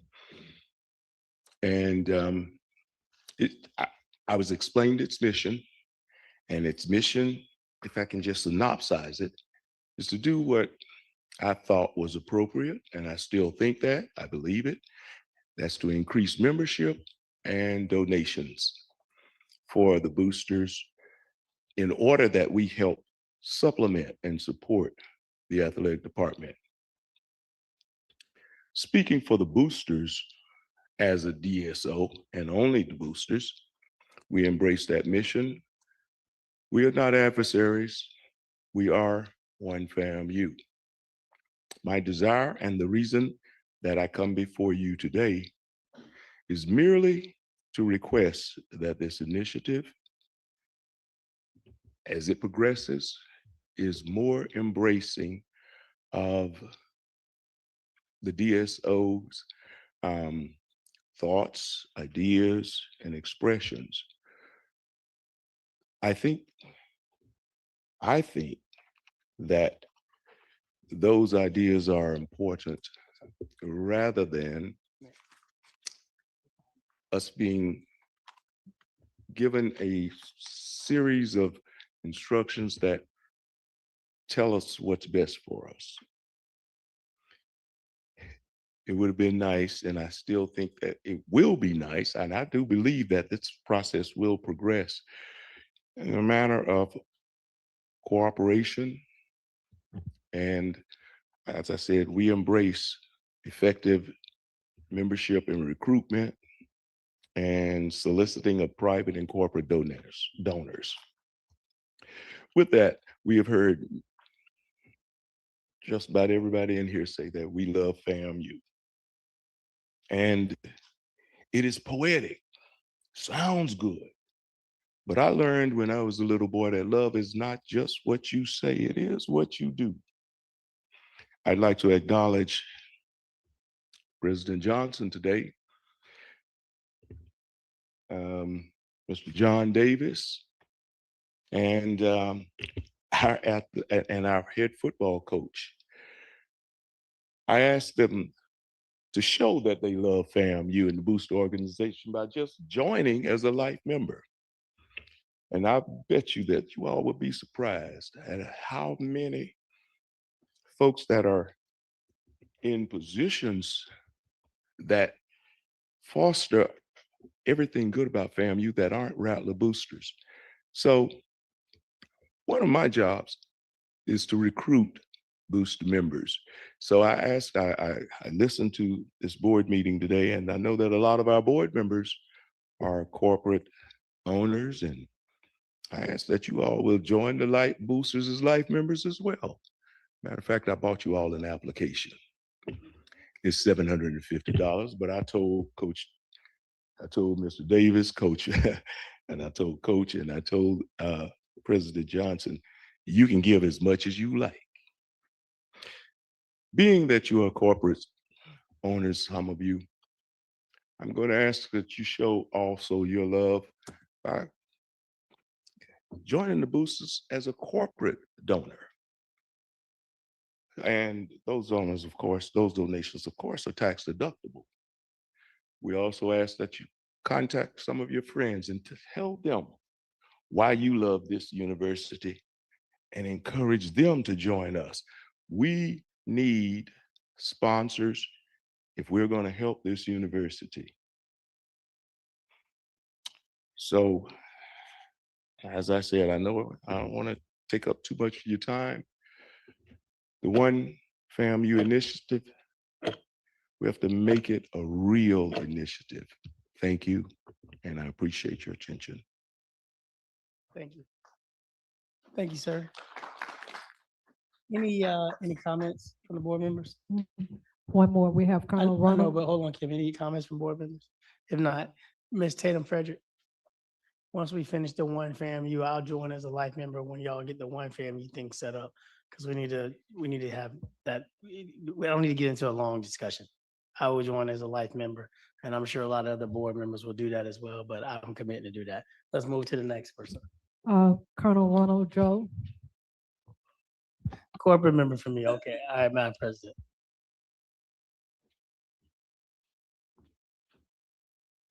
Good afternoon.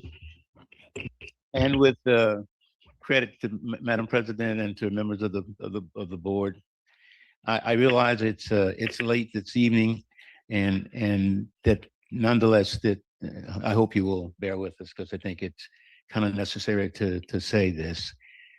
We, as members of support organizations for this great university, I'd like to say that I love FAMU. And I spent in my military career, the first 7.5 years, first 10, 12 years, I spent 7 years actually coming back in here and doing things in this university. And it's great. And it made it possible for us to do that. There is an initiative which is called the FAMU Alumni Engagement Council. And the idea is to bring that counseling forward, and it seems to us, have done something in terms of whether or not a direct support organization would have a council that would be above it, and that council would determine what would happen to the gift that people would give, both as DSOs and non-DSOs. And what we want to recommend is that you not pass that now, that we get together with direct support direct support organizations and organizations, as it has been passed out here today, who are very good contributors to FAMU and provides gifts to us. Let's say to them that we will get together and we will do everything we can to make sure that we don't stop people from giving to us. We should not have a committee that will say to us what happens to the money that is a gift to us. There may be a non-support, there may be a DSO, but they may still give the gift in mind that it would go to their cause. That committee, it seems to us, says that they would be capable of taking that gift and giving it to another cause. This is a bad day on the one hand because it's been so wonderful and what is said here, but we want to say that we should go from here loving FAMU, and we should do everything we can to get together, talk with each other, pass a committee if you need one, but that one that has on it members of DSO organizations and members that are not DSO organizations, but who always give to FAMU because we are so proud of it. Let's get together, we recommend, and have a committee put together, if you must have one, that does include members on it who are direct support organizations, who are non-direct support organizations, and are folks who just want to make a contribution. We believe and say to you that you should help us help you to get even greater contributions than you've already talked about today. We believe that with us working together, getting together, talking together, that the boosters, other direct support organizations, and the non-support organizations would like very much to do even more for FAMU. And if we can get that committee not to pass now, because we are also getting ready to have on the 22nd of August, the kickoff luncheon that we have on an annual basis. We're looking forward to working very hard to raise as much money as we can. We'd like as much support to help us do that.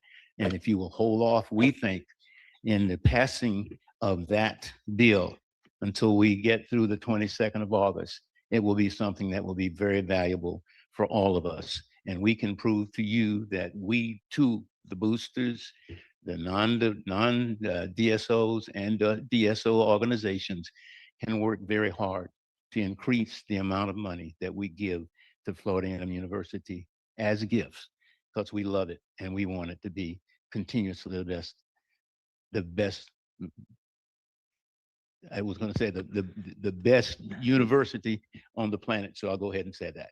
Thank It's you the so best much. university on the planet, and we would still like to continue to give to it, and we would like to work with DSO and non-DSO and that council for the good of Florida A&M University. Thank you so much.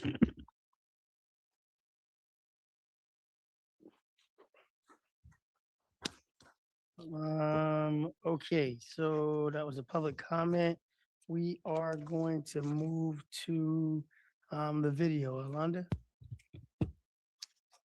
Absolutely. Are you moving to the president's report? Or? No, before the Oh, president's board. I perfect, got you. okay. Don't worry. We ain't going nowhere. I added something new to the agenda for the trustees, just so you know, a lot of the trustees are newer. And the faculty, staff, nobody really knows what we do. Trustee Young and I were talking about it at dinner last night. So we have a quick video every meeting now about, we're gonna have one on each one of the trustees. So the first one, we're starting out with, I'll let y'all see who it is, okay?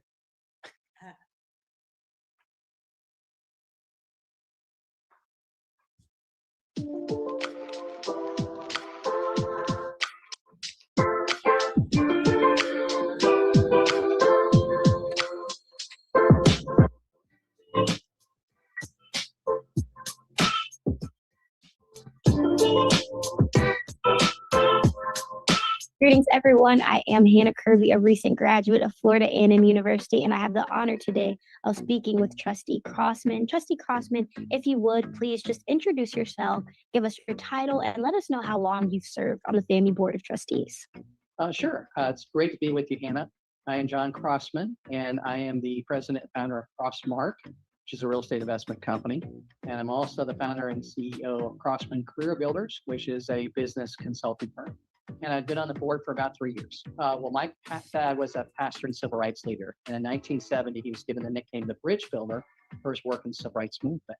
And my dad passed away a long time ago, but about 8 years ago, with the Republicans and Democrats working together, named an actual bridge after my dad, and it's in Maitland, Florida. You can Google Reverend Ken Crossman Bridge. And so that's a big part of my why, is that I love working in real estate and working in real estate projects. I'm a devout capitalist, and so I believe in making money and being profitable. At the same time, I really believe in community and doing all that we can to make communities stronger. How do you utilize those skills within your role on the FAMU board? Well, my big thing is two things. The first one is that I'm always trying to send a message to non-FAMUians. I've had the distinct honor and privilege of guest lecturing at every major university in the state of Florida. And I told this story today, I tell all the time, that if I took a group of friends of mine, other CEOs, business owners with me, and we guest lectured together at all the major universities in Florida, and we had one to go back to 100%, it would be Fort Hammond University. It's not even close. The experience as a guest lecturer at SBI, it's like a 10, and all the other universities are tied for like a 2 or a 3. So that's my first big thing. The second thing is promoting real estate education and the importance of real estate. I'd say real estate literacy. You know, some people talk about teaching financial literacy. I'm teaching real estate literacy. And I believe at FAMU and all HBCUs, talking about the importance of generational wealth, talking about home ownership, talking about businesses, and like what if you own a business and then you own the building that the business is in? I mean, these are key, cool things I think FAMUans are perfect for. People tell you they love something until you ask them to write the check, and then it turns out they like it, right? How do I know love is real? Love is real when someone chooses to sacrifice, a choice to sacrifice when investing in something. That's how I know Christ loved. That's how like I want my family to know I love them. Like I'm not going on this vacation because I want to take these resources and put towards them. And so to me, when I think about let's unite, make the sacrifices to invest in the future, that gets me really excited. And you think about all these different key issues we could talk about America and the world's facing. We could start right in Tallahassee, investing, sacrificing for these students, and then change the world. We're doing it. I firmly believe in that. Thank you so much for all these wonderful answers, and thank you for your service to the Board of Trustees and to FAMU. Thank you, Hannah, for being a graduate of this outstanding university. And I'm excited to cheer for you for the rest of my days. I have the honor of sitting and talking with Trustee Williams. Now, Trustee Williams, could you please introduce yourself to us? Hi, good afternoon, everyone. My name is Kennedy Williams. I am a senior history pre-law student from West Palm Beach, Florida, and I'm excited to be here with you all today. What does it mean for you to be able to serve on this board, still being a student at the university? I think it's very important. I think it's always important to have students at the table. I think it puts me in a very unique position because I'm able to be there for the students and get that student perspective. And I think that's something that's super unique with the SUS schools. I'm a third generation Rattler. My parents went to FAMU. My aunts and uncles went to FAMU. My grandparents went to FAMU. So FAMU I truly bleed orange and green. As a student, what does FAMU Forever mean to you? FAMU Forever means protecting the legacy of FAMU. We have had a long legacy since 1887, and it means continuing that the legacy is able to be sustainable as we enter into the next generation, the next century, that we're able to still see that FAMU pride, but that we're also able to improve throughout the year. So FAMU Forever means FAMU Forever, ensuring that we're always able to sustain this excellence and this spirit, but also that we're able to grow and expand internationally with other organizations, with other schools across the country, that we're able to expand our network. And I think that's what FAMU Forever means to me. Yes, thank you so much, Trustee Williams. That is all I have for you today.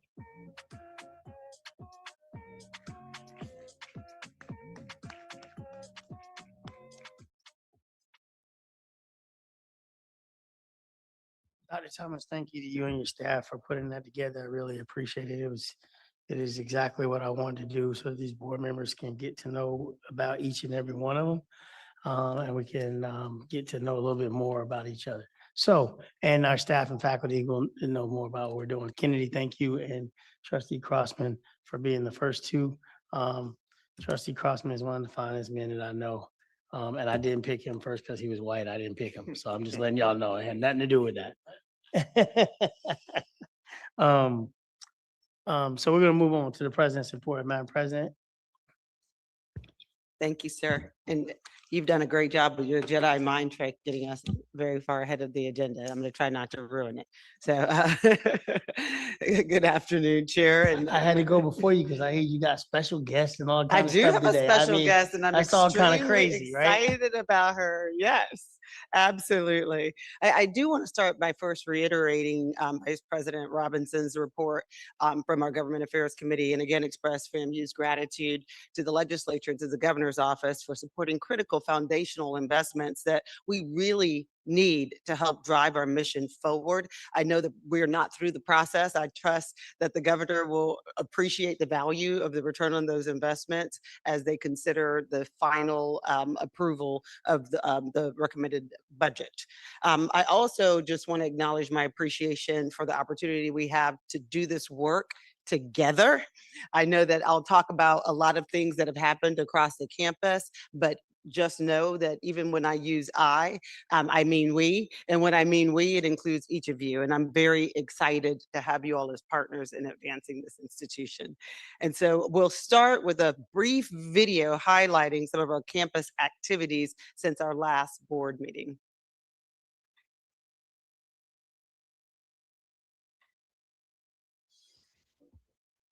Greetings, FAMU Board of Trustees, and welcome to our newest board member and SGA President, Kennedy Williams. FAMU is proud to be a founding member of the Association of HBCU Research Institutions, a national coalition of 15 historically Black colleges and universities partnering to accelerate world-class research, expand institutional capacity, and elevate HBCU leadership in addressing society's most pressing challenges.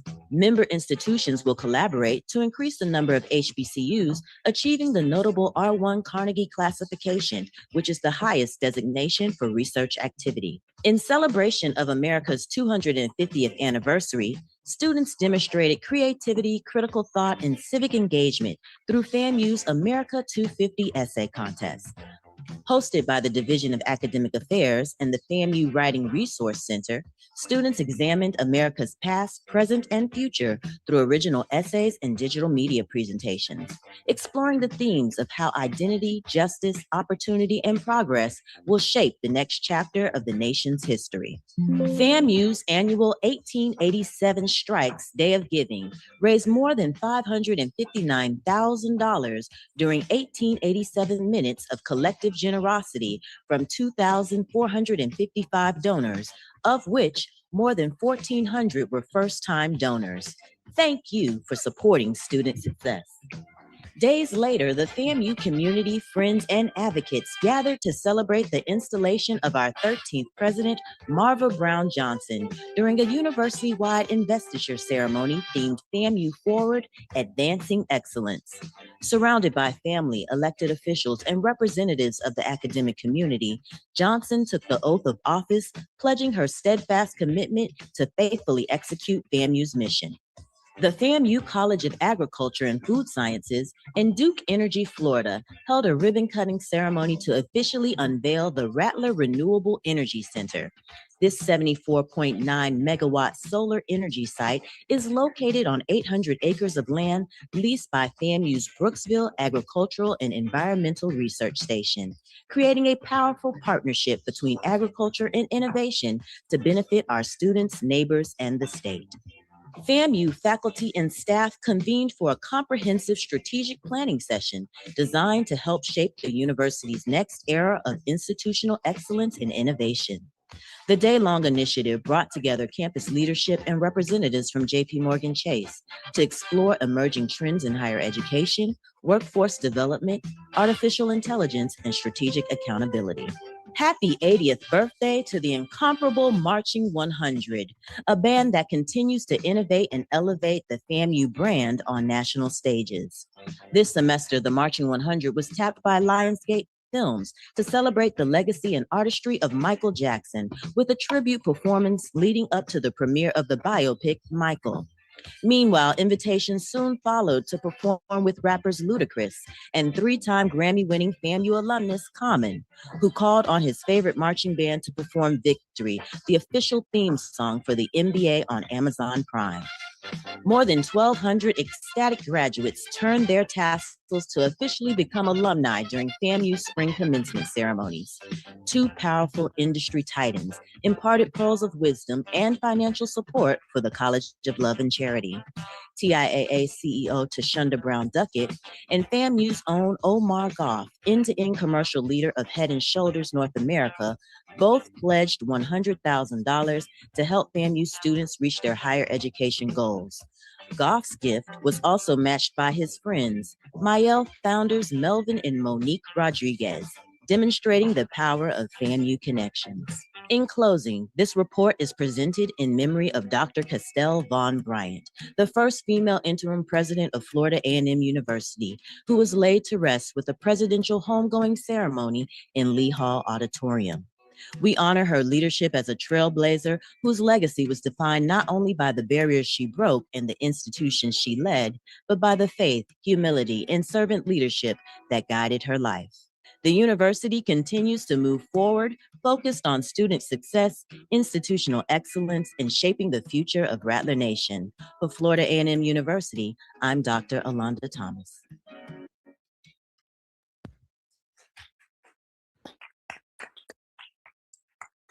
Thank you, Dr. Thomas and our comms team. You always do a phenomenal job with our video story.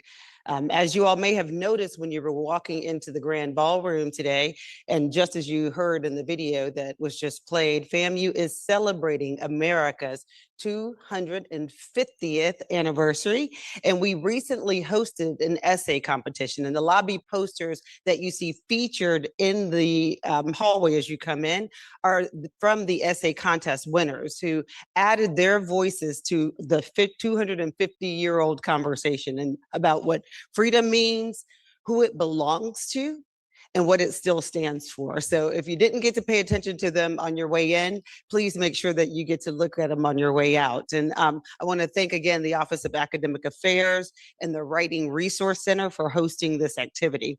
And today I'm pleased to share an update on our strategic priorities and the progress that we've been making across the university. Since day one, I've been focused on three things, which is first and foremost, aligning our goals with the SUS 30 priorities and making sure that we are focusing on those goals with measurable outcomes. We need, of course, to build systems that actually allow us to track and report on our progress with credibility and fidelity. And then making sure that every division in the university is actually rowing in the same direction. They can roar in the same direction too, but we're going to row first. The presentation that you'll see highlights our progress in student success, research growth, and our financial stewardship, along with our external engagement. And so while there's a lot of work ahead, Chair, I'm very encouraged by the momentum we are building as a team and by the demonstrated excellence that we are creating across the institution. And so what you will see today is evidence of work that is working. And so if you are on slide 2, just to remind everybody, actually you can get back to the first slide, FAMU does not operate in isolation, and we actually cannot afford to. Our priorities are intentionally mapped to the state university system's 2030 strategic plan across 3 priority pillars. The first is to make sure that we are integrating our areas of expertise into our metrics. That means that we're mapping FAMU's research, our workforce strengths to our SUS priority sectors and tracking our progress towards those goals. The second is our focus on student success. And our focus on student success is actually number 1, but we don't know if we get there if we don't do the first metric that I mentioned. Increasing the percentage of our undergraduates in internships and experiential learning, monitoring and improving our Pell Grant student employment outcomes post-graduation, and supporting our 2+2 targeted pathways that track to a 3-year graduation rate. Then our third is strengthening the economic impact, expanding initiatives in philanthropic giving, corporate partnerships, and industry-sponsored research, which aligns with our SUS economic impact metrics. And so our wins in Florida get to count double. They advance FAMU's mission, and they strengthen Florida's competitive position. So accountability for us is not just a buzzword, and it is really foundationally our infrastructure. As such, one of our major priorities has been strengthening our institutional reporting and accounting systems. Over the last several months, we've made significant progress in identifying our data owners, improving our reporting processes, and creating more consistent methods for monitoring our performance. These efforts are helping to move us forward with a culture that is one that we can rely on because we have reliable, timely data to inform our decisions. As of May 2026, our dashboard and reporting workflows are well underway. We completed identification of data owners and reporting contacts validation. We are able to validate our institutional data sources. We're able to focus on development of draft dashboard frameworks, our collaborative divisional review meetings, and implementation of automated and semi-automated reporting pipelines. We have some items that are in progress, such as incorporating departmental feedback into dashboard designs, coordinating with ERP teams on direct data extraction, and establishing recurring updates and monitoring processes. We've got several dashboards that are already operational. The remaining integrations are being finalized in partnership with the departments and systems teams. The result is a more centralized, transparent, and continuously refreshed data environment, one that makes this institution easier to lead and easier to hold accountable. As mentioned, student success remains at the center of everything that we do. We continue to monitor key indicators related to enrollment, retention, graduation, and workforce outcomes. Several areas are performing well, while others require additional focus and intervention. Our objective is not only to recruit talented students, but also to ensure they persist, graduate on time, and enter meaningful careers or pursue advanced study. Through targeted support programs, improvised and improved advising, and enhanced student engagement strategies, we are working to strengthen our outcomes across the entire student experience. Our presidential goals scorecard tells a mixed but honest story. And I'm not in the business of hiding our gaps. So to be clear, we've done well with retention momentum. We've done well in showing that this is something we'll continue to perform strong in this area, where our first to second year retention has grown from 87.3% in fall of 2023 to 90% in the fall of 2026. And it's trending toward an 88 to 90% target. And that's real progress. For access and equity, we've accomplished this. We are showing Pell recipient enrollment at 56% against a 56% target, on track for sure, and reflective of our institutional commitment to access. For the enrollment pipeline, we've got some work to do there. Our first time in college enrollment stands as of fall at 1229 against our fall 25 target, which was 1,500. So we were below target coming into this year, but as you heard from Dr. Hudson, we are well on our way to make up and over recover that gap for our fall 2026 class. For completion outcomes, those are also in progress. Our 4-year graduation rate has climbed to 35% from 35% in the fall of 2024 to 42.6% in the fall of 2026, which is trending toward our 55% target. Our 6-year rate shows some volatility and require our continued attention. Our graduation growth rate is at risk. Our master's enrollment stands at 561 against our goal of 660. We've got research doctoral at 253 against a goal of 320, and professional doctoral at 553 against a goal of 680. And this is our area of most urgent focus. And I know that the provost has some strategies underway to help lead that to a successful recovery. Our workforce outcomes are strong. Our graduate employment and wages are improving, with employment rates rising from 66.9% to 73% since fiscal year 2022. So this tells us that our graduates are competing and they are winning. So that's fantastic news for performance. Research growth continues to represent one of the university's greatest opportunities. Our research expenditures have steadily increased over the last several years, which is reflective of the outstanding work of our faculty, our researchers, and our academic leaders. This growth demonstrates that FAMU is continuing to build the capacity necessary to compete at the highest levels. Today, our total R&D expenditures have grown from $47.1 million in 2021 to $85 $1.1 million in fiscal year 2025. That's an increase of over 80.7% over 4 years, with a 16.3 year-over-year jump in the most recent period alone. Every year-over-year change in this period has been positive. This metric is progressing and trending well towards our 2027 targets. Achieving Carnegie R1 remains an important long-term aspiration. While that journey requires sustained investment and continued growth, the trends here indicate that we are moving in the right direction and that we are establishing a strong foundation for our future success. The trajectory that we see in front of us does not happen by accident. It happens because our faculty are competing, our researchers are producing, and our administration is clearing the path for them to do so. Our doctoral enrollment is another critical component of our research strategy. We've experienced growth in doctoral enrollment compared with previous years, and those gains are helping to strengthen our graduate education ecosystem.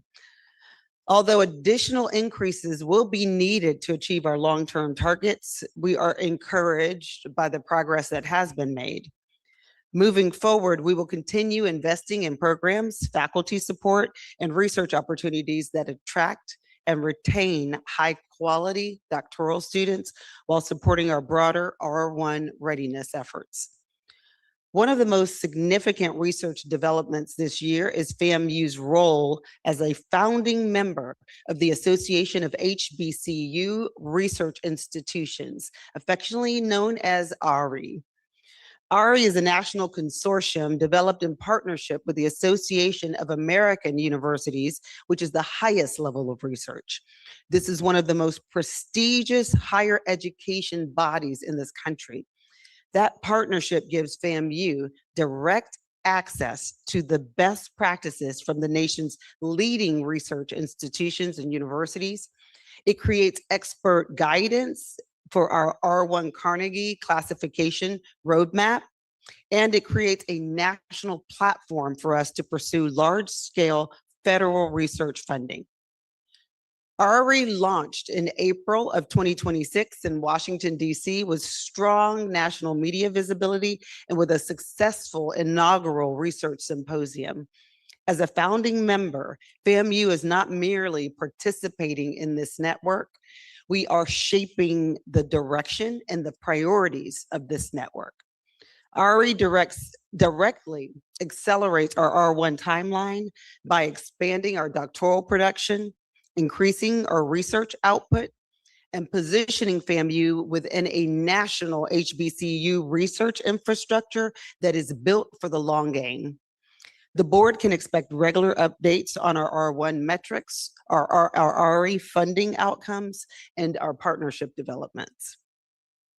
Another encouraging indicator is the continued increase in our research doctorates awarded. Doctoral growth is not a vanity metric. It is actually an R1 prerequisite. The university has now experienced multiple consecutive years of growth in doctoral degree production. These outcomes reflect both the strength of our graduate programs and the dedication of our faculty mentors who support these students throughout their academic journey. Increasing doctoral production is essential to enhancing our research profile, expanding our national competitiveness, and advancing our aspiration of becoming a premier public research institution. And here's where we stand right now. For research doctoral enrollment, we've increased from 237 in the fall of 2024 to 253 in the fall of 2025. That's a gain of about 16 students and an enrollment gain that falls above the fall 2021 levels. Our targets for fall 2026 and fall 2027 are 320 and 330 respectively, which we have a lot of work to do to make that a reality, and the team is willing to do it and putting in the hours as you speak. Research doctorates awarded is another category that we're focused on. We now have completed 3 consecutive years of growth. from 28 awards in fiscal year 2021, 2022 to 33, then 41, then 43 from years 2024 to 2025. This is a 54% increase over the period that exceeds our 2027 trajectory. So this is in an accomplished status. This reflects the strength of our graduate programs and the faculty who mentor our doctoral students through completion. Sustained investment in these programs, people, and research opportunities will actually carry us the rest of the way. I did also want to mention, because I'm coming up on my 1-year anniversary, and there was a whole list of things that people wanted to make sure that I covered in that first year, and a lot of it was building relationships and establishing a strong network. I recently completed not 1, not 2, but 3 programs through the HBCU Executive Leadership Institute. I participated in the Willoughby Players, HBCU Presidents for Women Leaders. I participated in the New Presidents Program and also in the President's Affinity Group Program. I did want to thank Trustee White for participating along with me in the President's Affinity Group. That group is designed with a special purpose to make sure that presidents and boards work together to ensure the sustainability of leadership at our universities and our institutions. And I just want to thank him again for committing that time. We already talked a little bit about the advancement revenue, so I don't need to go into that again. We have a strong financial stewardship position, and it remains a top priority for us to continue to improve for this administration. We've accomplished quite a bit here. Our cash to debt benchmark has been exceeded by more than 360%. Our net operating revenues, we've managed to return to a positive margin of 2.3% in fiscal year 2025 after the previous year's dip. We've actually had a strong return on net assets. It's improved by 8.1%. And we're currently at 113 days below the 206-day benchmark for our days cash on hand. So again, all good progress. The interactive dashboards and key performance indicator matrices are actively populated and maintained. If you ever want to see any of these great data points or have questions about any of them, please feel free to reach out to Dr. Jones. These tools are giving our leaders greater visibility. They're creating a shared accountability framework and allowing us to identify opportunities to address challenges before they compound. I want to close by focusing on our external partnerships and brand visibility. We finally get to recognize some of our partners because they play a critical role in elevating the university's visibility and expanding opportunities for our students. Our partnerships elevate us, and we are being intentional about the ones that we build. A strong example is the Esteemed Summit, which is hosted here at FAMU and founded by actress, producer, and change maker Melinda Williams. Esteemed, which stands for entrepreneurship, science, technology, engineering, arts, math, and education, blends mentorship and professional development to affirm the brilliance and potential of collegiate HBCU scholars. This is not a photo opportunity, though we would like to get the board up for a photo before she leaves. This is a pipeline development. It is brand alignment and student investment all rolled into one. These partnerships not only enrich the student experience, but also strengthen the FAMU brand, expand our national reach, and reinforce our reputation as an institution committed to excellence and impact. So you don't have to take my word for it anymore, Chair Gibbons. I'm going to bring up Mrs. Williams, who is here with us today, to come to the podium for some brief remarks about our partnership.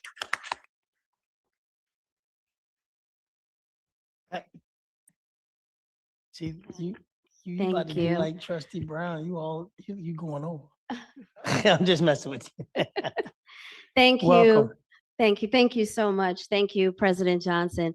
Good afternoon, Chair Gibbons, members of the Board of Trustees, distinguished guests, I am truly honored and I am so blessed to be here with you today.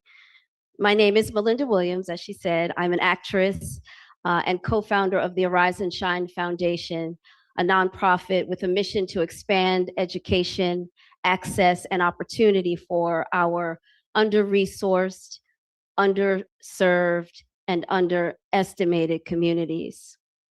This week, that mission comes to life here on the campus of Florida A&M University through the esteemed Summit, HBCU Coding Bootcamp, and App Challenge. Our STEAM training program equips students with the skills to design tech solutions that address real-world challenges while also investing in their personal growth, confidence, and well-being.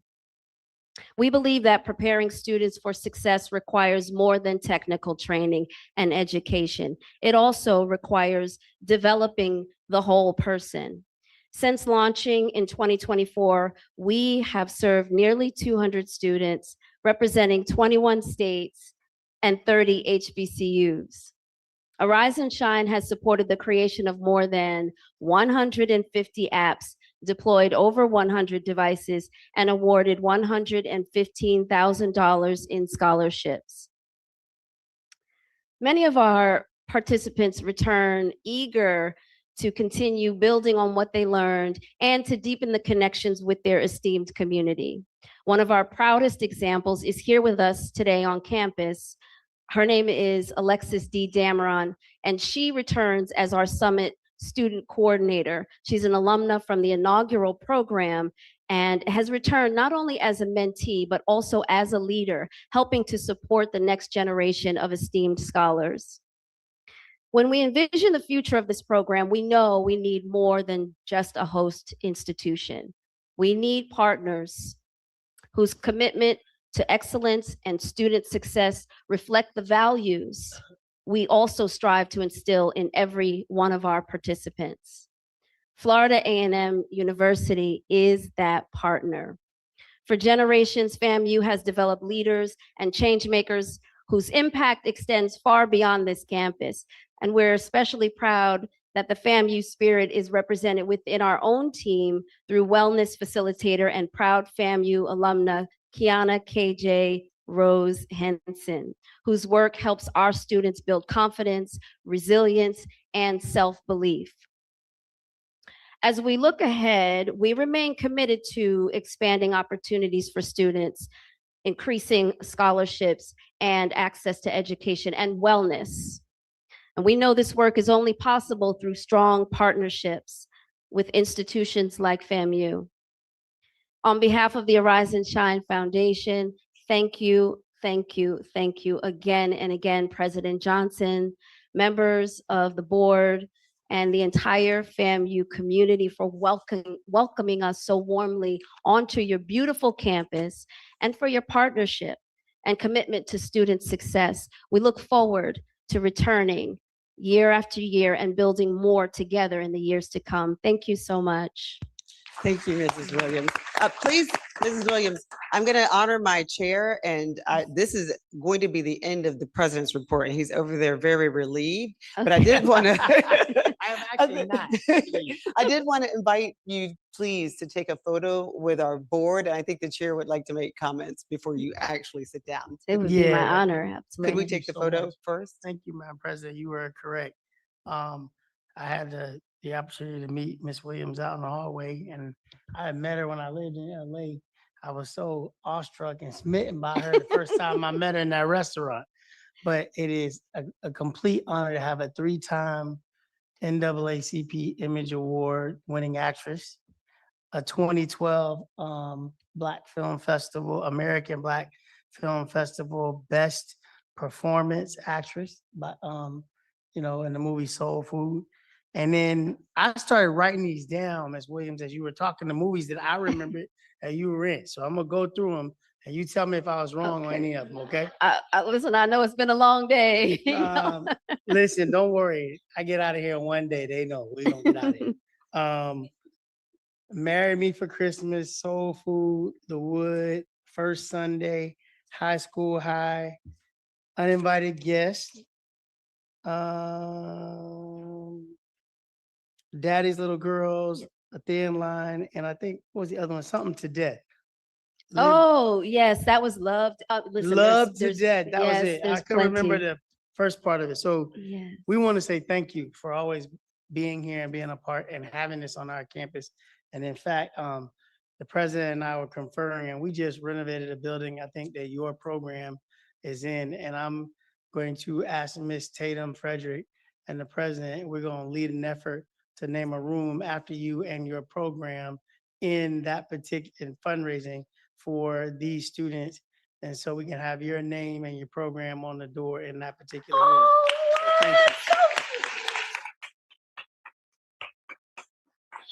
Oh, my goodness. Now you can come up here and take a picture with all Woo, these. thank you so beautiful much. men and That is women. incredible. Thank No, you. thank you. Thank you for not forgetting.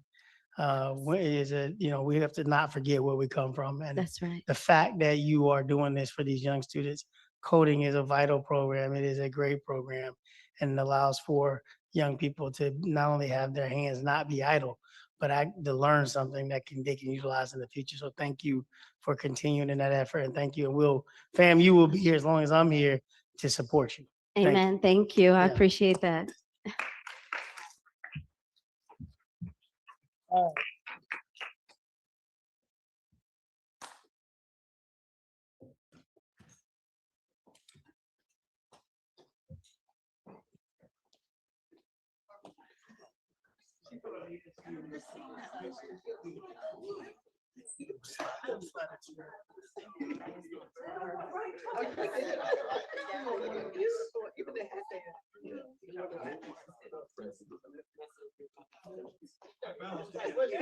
We're on balance. Come on over here, brother. No. I'm short. All eyes right here. Okay. Right here. Are we centered? Good. Okay. Good. 1, 2, 3. So right there. 2 more. 1 more. Okay. Put the red strike sign up. There we go. Right there. 2 more. Thank you. I fell right in. I fell right in.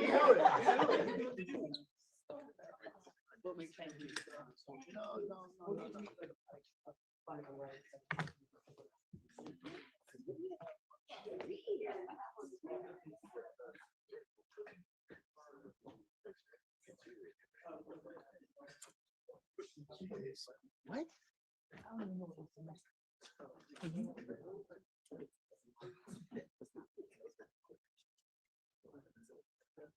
Okay. Well, we have to.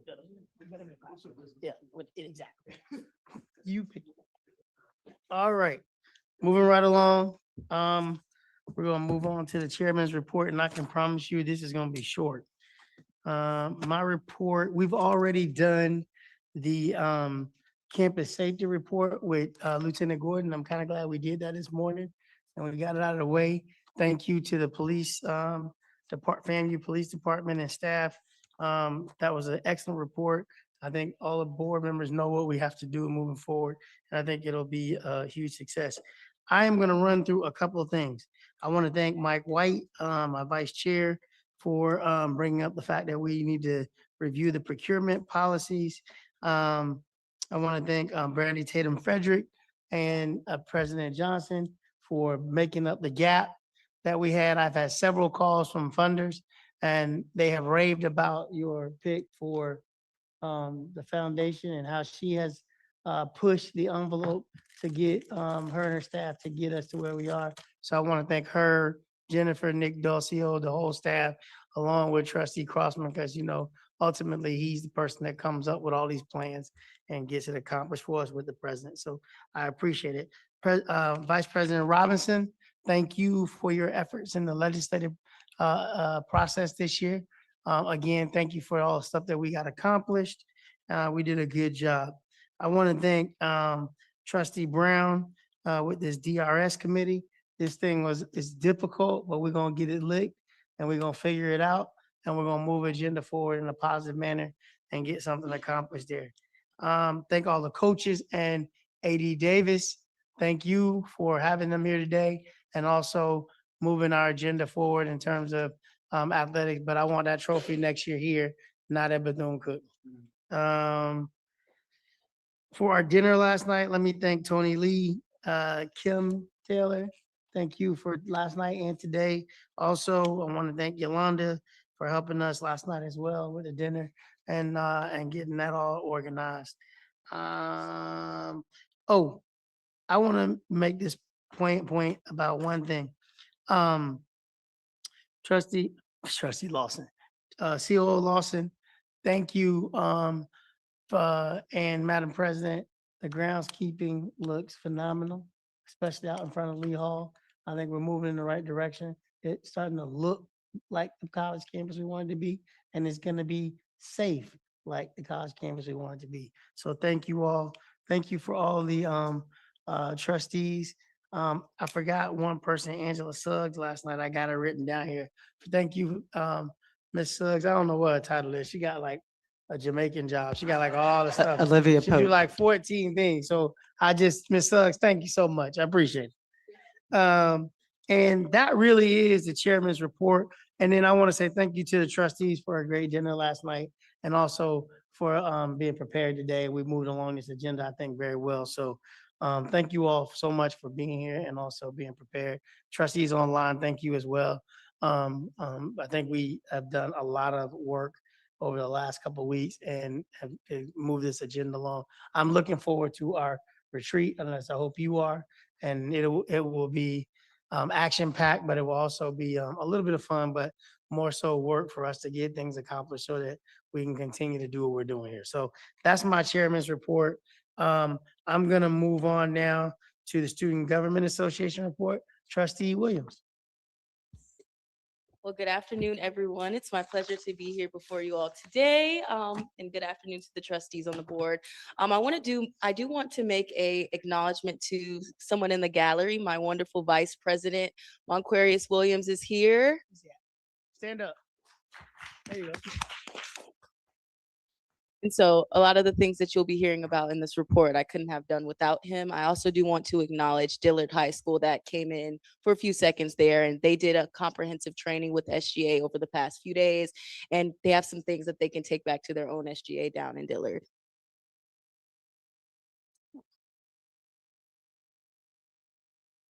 Oops, I'll go back. Oh, I figured it out. Okay. All right. So we're going to be talking about a few things that we were able to accomplish over the past month of our tenure here at the Student Government Association. So the first thing is our NASAP Student Leadership Institute, our SGA officer training that will be coming up on August 12th, inauguration, and also homecoming 2026 updates. So we did it to NASAP Student Leadership Institute this past month, May 26th through June 1st. It was in Claflin University in Orangeburg, South Carolina. And NASAP is a National Association of Student Affairs Professionals and Student Leadership Institute. It's a 6-day retreat, and it's an intensive leadership development program designed exclusively for newly elected HBCU leaders. And so now it's on its 29th year. Florida A&M normally attends NASAP every year, and it brings together not only SGA, but student government associations from everywhere, Royal Court members, Greek Council officers, as well as student ambassadors.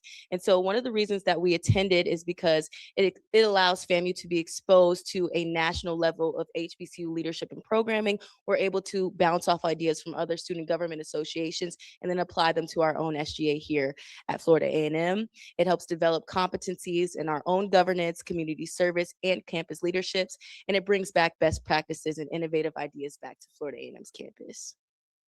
And so we did take 9 delegates. So one of those is myself, my vice president. We also took our chief of staff, Caitlin Smith, our SGA Secretary of State, Zoe Ray Robinson, our Senate President, Harmony Person, our Senate President per tempore, Jabari Mackey, our Mr. FAMU, Evan LaSure, our Queen of Orange and Green, Nikisha Francois, and our CAB director. So we had a great mix of student leaderships from across campus to get the exposure that we needed. And so each day of the week was based off of a different African principle. Tuesday was Umoja, which is togetherness. Kuchi Kujalia was Wednesday. Thursday was Ujima. Friday, Ujama. Saturday, Kumba. Sunday, Nia. And Monday, Imani. And so one of the things that we wanted to highlight on this year's trip was key takeaways. And so what we did every day at the end of the day, we did a comprehensive analysis of what we experienced over the days. And we were able to take conflict resolution from some of the students' perspectives. We were also able to explore civic advocacy.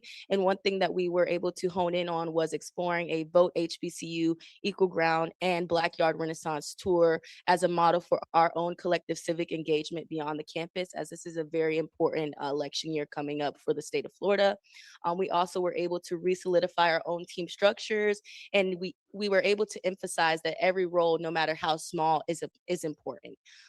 We were able to develop our own leadership identities, focus on our event programming, and then also hone back into our media and social media marketing strategy as we transfer over from the different SGA accounts to now using the FAMU SGA official page. And so here are a few words from a few of the students that attended. I'll start with my vice president. We focused on ways to maximize our tenure through new technology, trends, content ideas, and modernized leadership adopted at NASAP. So NASAP was a super unique experience because it allowed a different exposure to some students who might not necessarily be exposed to other HBCUs and what they are implementing there. And it also allowed us to connect with HBCUs that are more similar to our own, such as NCAD and Morehouses.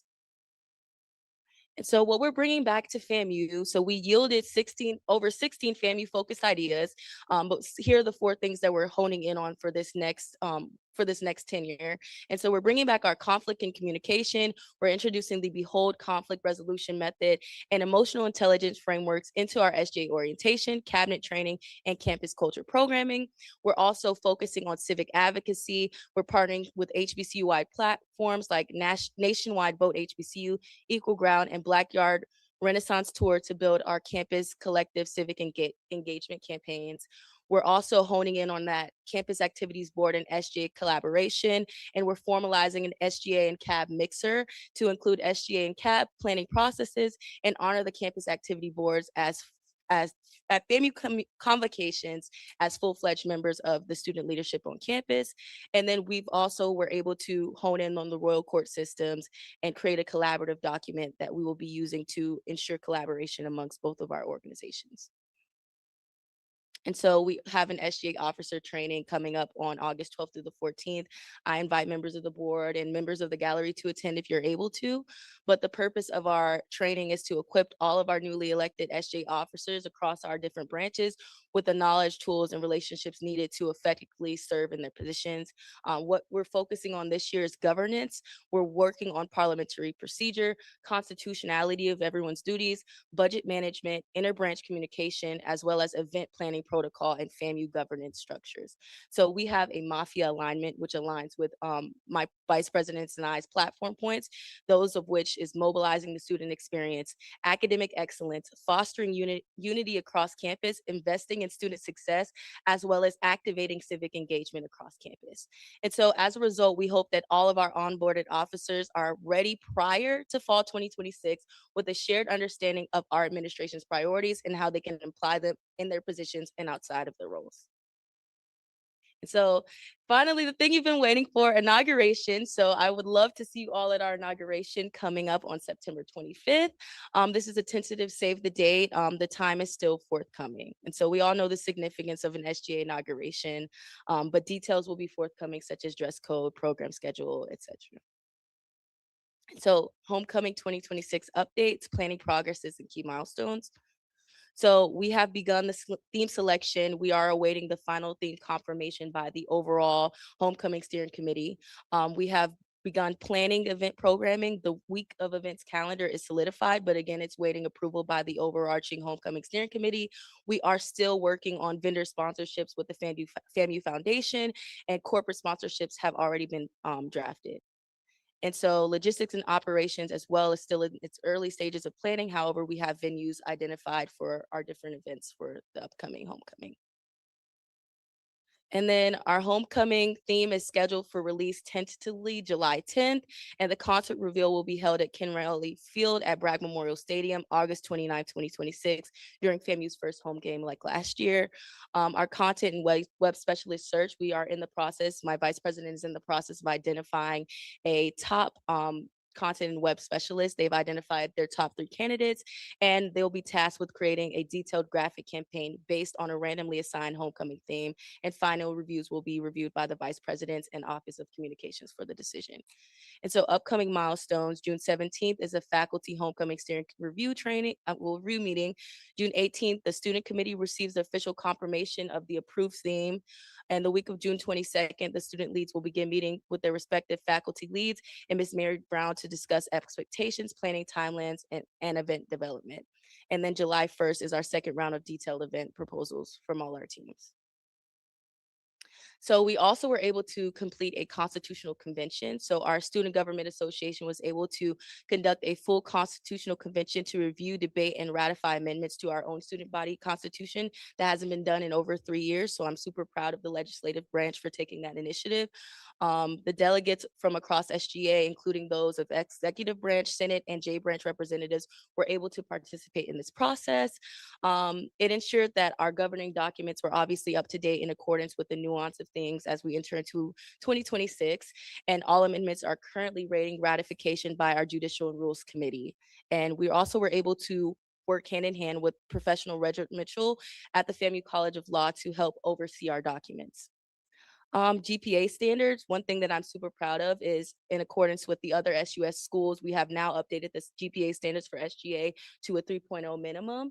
And that's something that's super important because the SUS schools, as well as Morehouse and Spelman, all have a high standard of GPA for the SGA officials. And we wanted to make sure that we were all able to be in alignment with that. And so we have our ANS training as well coming up on June 23rd. It will go over ANS funding procedures, allowable expenditures, operational requirements, monthly reporting expectations, budget management and compliance guidelines, as well as important deadlines and available resources. And then our SGA week of events is scheduled for, excuse me, September 21st to the 25th, with Sunday, September 20th being our worship service, Monday, the 21st being our open house. Again, I invite you all to attend. Tuesday, our event is still to be determined. Wednesday is our Rattler roundtable discussion on current events and political awareness. Thursday, September 24th, we'll be having an SGA versus CAB versus Royal Court basketball game. So everyone in here who can hoop, please, I want to see you all there. And then Friday, of course, is our inauguration. And all event times are still under review. And then here are a few pictures of some of the things that we were able to accomplish. Here's my first FSA meeting. Congratulations to Ian Siebert there at FSU for winning his position. Here's our delegation at NASAP, my vice president and I. We also have a newsletter on our Instagram page if you guys ever want to follow along with us as well. And we did a Rattler intern spotlight, and I did win an award at NASAP. So yes. Thank you all so much. That concludes my report.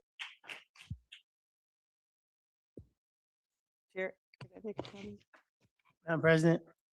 I just want to acknowledge the attention to detail you put into your report. I love getting the schedule in advance and seeing your vision and planning today for everything that is to come for the rest of the year. It looks like you're off to an amazing start. And I'm sure you will let us know what we can do to make sure that all of the plans that you have so thoughtfully prepared with your leadership team and with your legislature come to fruition. So please let us know how we can make sure that your success is our success. President Johnson. Great report, Trustee Williams. Ms. Taylor, would you make sure you take the dates that she put in this report and send it out to all trustees so that we have it for our calendars? I'm looking at you like that. I'm looking at you like that. I want you to know. I'm gonna tell Gainey, I'm gonna have Gainey pull his pants leg up. Watch out. The faculty senate report will start now. You're on the clock. Thank you, Chair Gibbs. Right. Oh, for the slides. Okay, yeah. All right, so faculty center report, engagement highlights. I did want to acknowledge some of our faculty that are in the room, some of our faculty senators I do see our two senior leadership members. Would y'all mind standing really quick? This is Dr. Idol and then also Dr. Daniel Osborne, also a part of the senior leadership team. Thank you all for all the work that you do, as well as we have our representatives for the Dean's Council, Dr. Kyle Harris, and also Dr. Mathis. And so we're thankful for all of our members and all the senators.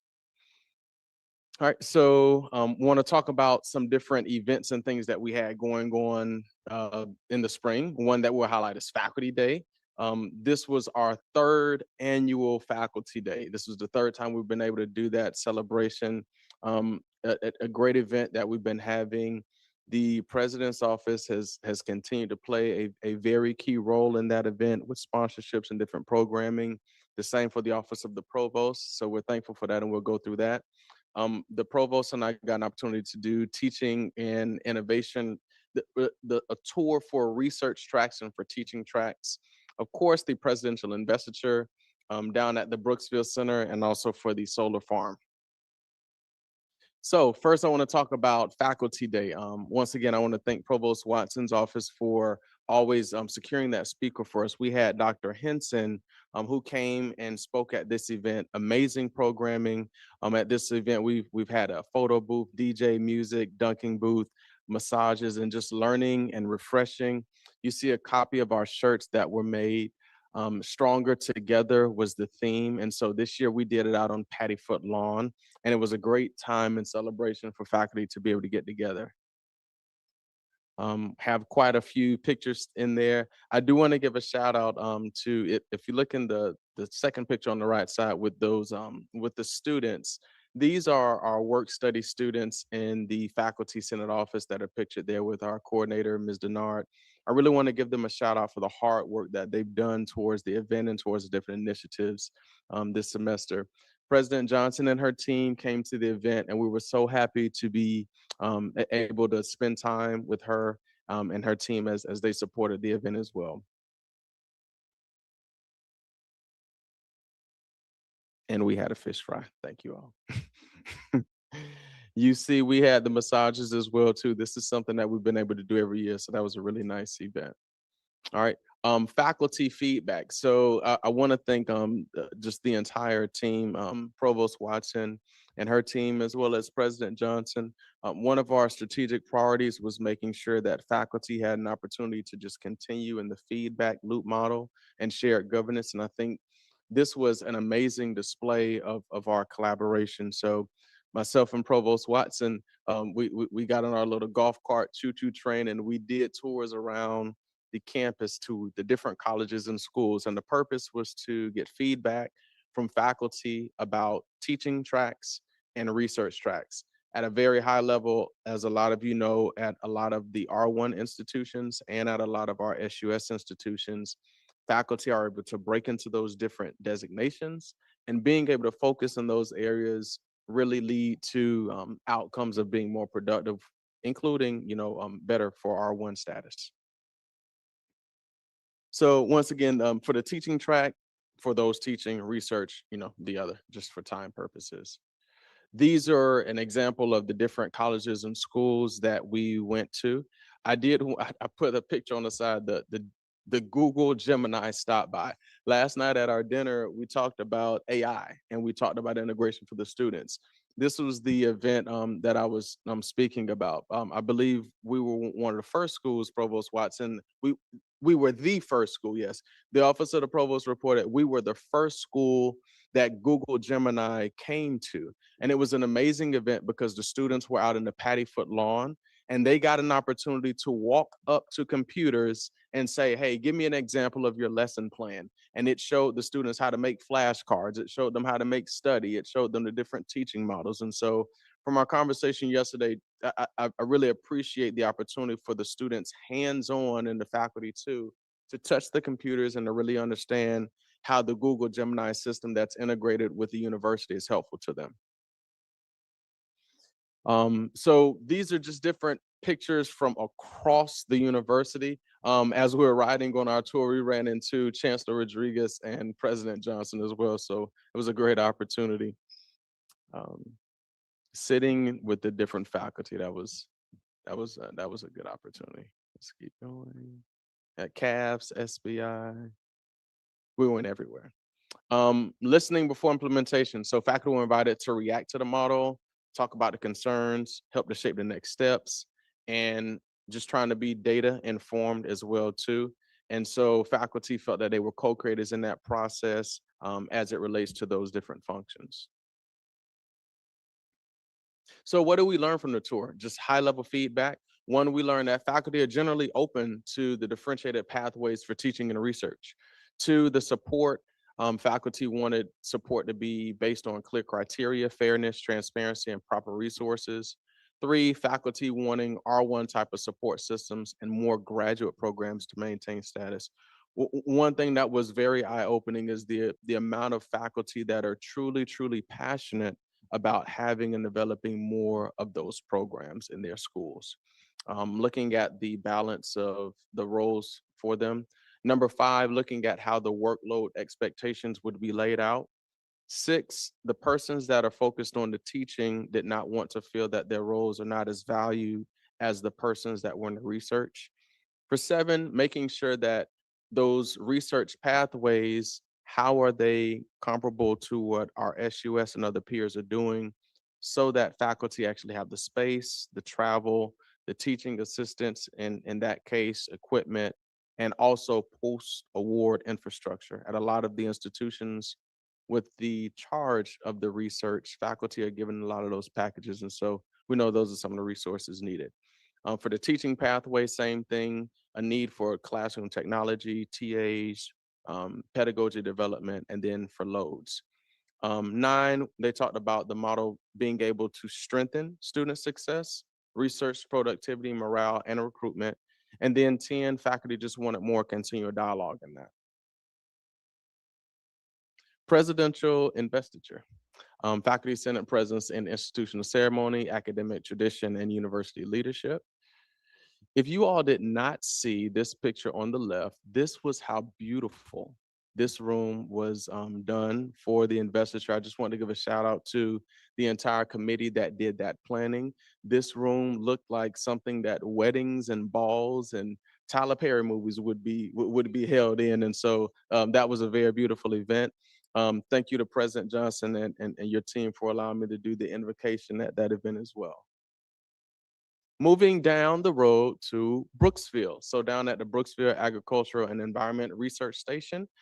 This was a great opportunity where the ribbon cutting was, and also for the solar panels. And also there was an opportunity to be able to tour the Brooksville Center. Myself and the trustee Young were there, and also with the leadership team. And so we got an opportunity to really talk to the farmers in the field. We got a chance to engage with the researchers and a lot of the people that are down at that facility. And Dean West and his staff and the entire group were absolutely amazing. We had alumni there as well too.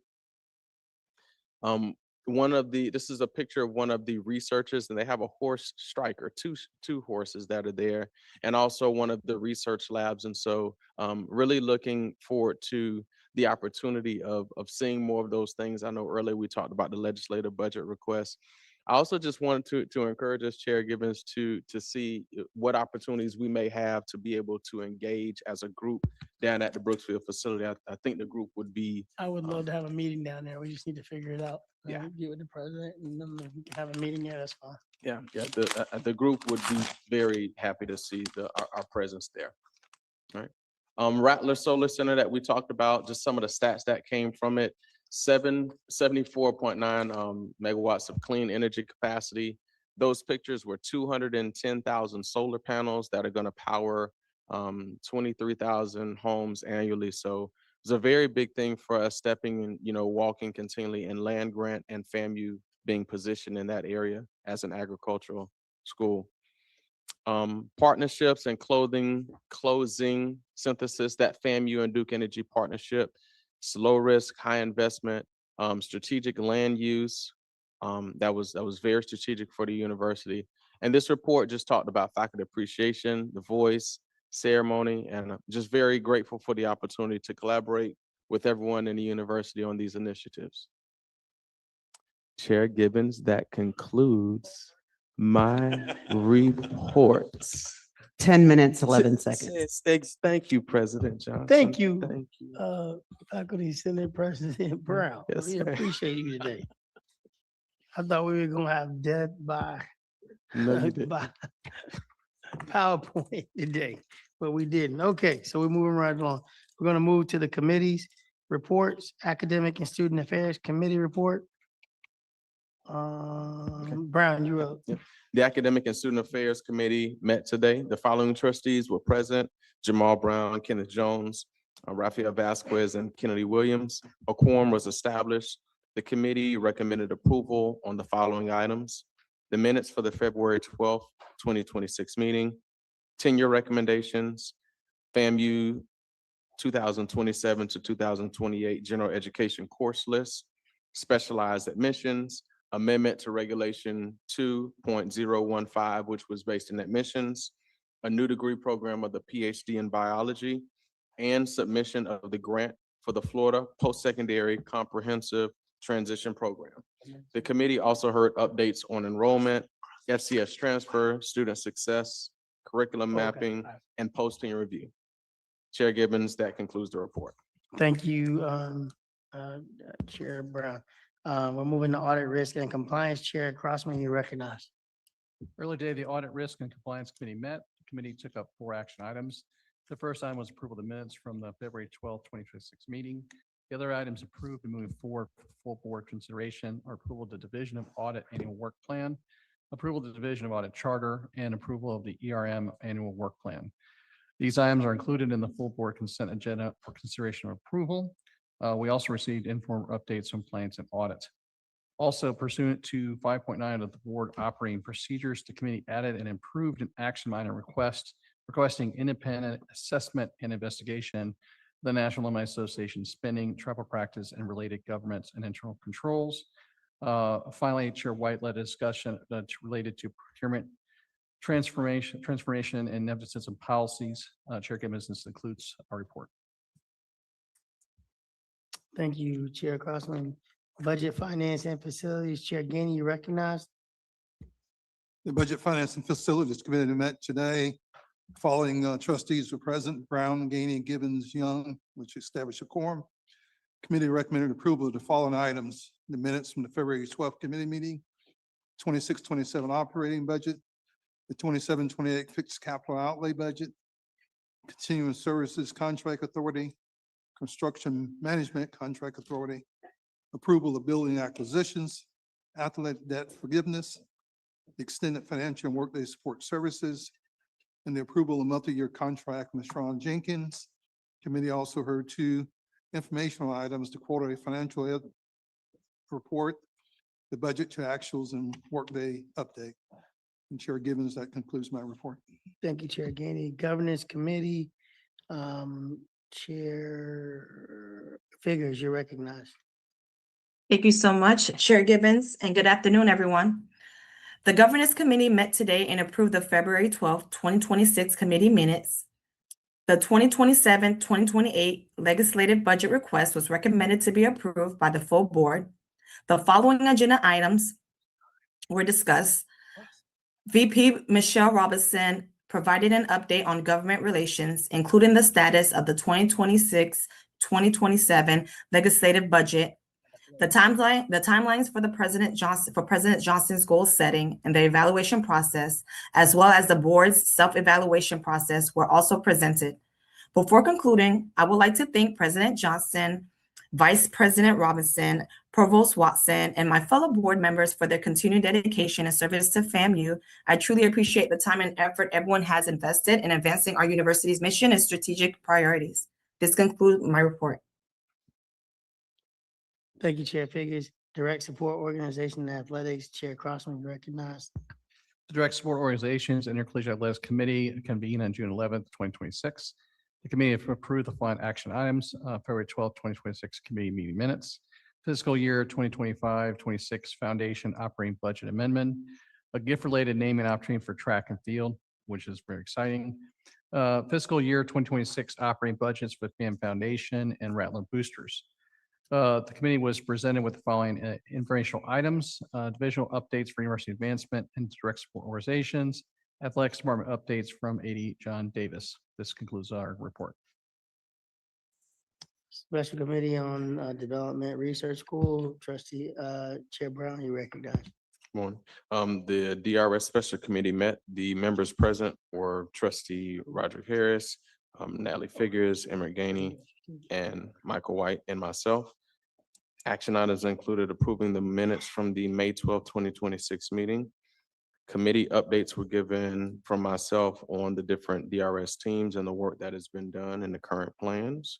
Also, we heard from our superintendent of DRS, Mr. Michael Johnson, who gave some input and who gave feedback for the board and committee members on a list of items that we needed to get follow-up on. Our next steps that we talked about, trustees were interested in making sure that we had laser focus on the academic improvement plan, including looking at school structure, positive education models, and furthering our work on the pipeline and scholarship models as well too. That concludes my report. Thank you, Chair Brown. Chair Jones, you're recognized for the Strategic Planning and Performance Measures Committee. Good afternoon. The Strategic Planning Committee and Performance Measures Committee met today, Thursday, June 11th. Committee was attended by Chair Jones, Trustee Brown, Trustee Crossman, Trustee Young, and Trustee Williams. The quorum was present. The committee approved the minutes from the February 12th meeting. Dr. Roderick Jones presented the broadly striking strategic plan update. The committee reviewed performance across the university's priorities, including student success, academic excellence, financial sustainability, and effectiveness of the organization. Mr. Kelvin Lawson, Chief Operating Officer, provided an overview of the development of the 2028 strategic plan, including structure, timeline, engagement of stakeholders that aligns to the state university system priorities. Overall, the committee was informed of the university's continued progress under the strategic plan and collaborative efforts to the next overall planning process. That concludes my report. Thank you. Thank you, Chair Jones. Now we move to the consent agenda. I'll entertain a motion for the entire consent agenda from A down to item F. Do I hear a motion? So moved. Second, do I hear a second? Second. Second. All in favor signify by saying aye. Aye. All opposed? None. So we do have to take up two action items. One is a DSOA approval of the gift related to naming recommendation. Do I hear a motion to approve that item? So moved. It's been properly moved and seconded. Any discussion? Seeing no discussion, all signify by saying aye. Any opposed? None. The motion passes. Item 2 is GCI 2027-2028, and that's related, it's the LBRs. We pulled that item, remember, because we did not have a quorum, so we're putting on an action item list. Do I hear a motion to accept that particular item? It's properly moved and seconded. Any discussion? No one readiness? You ready to vote? All signify by saying aye. Aye.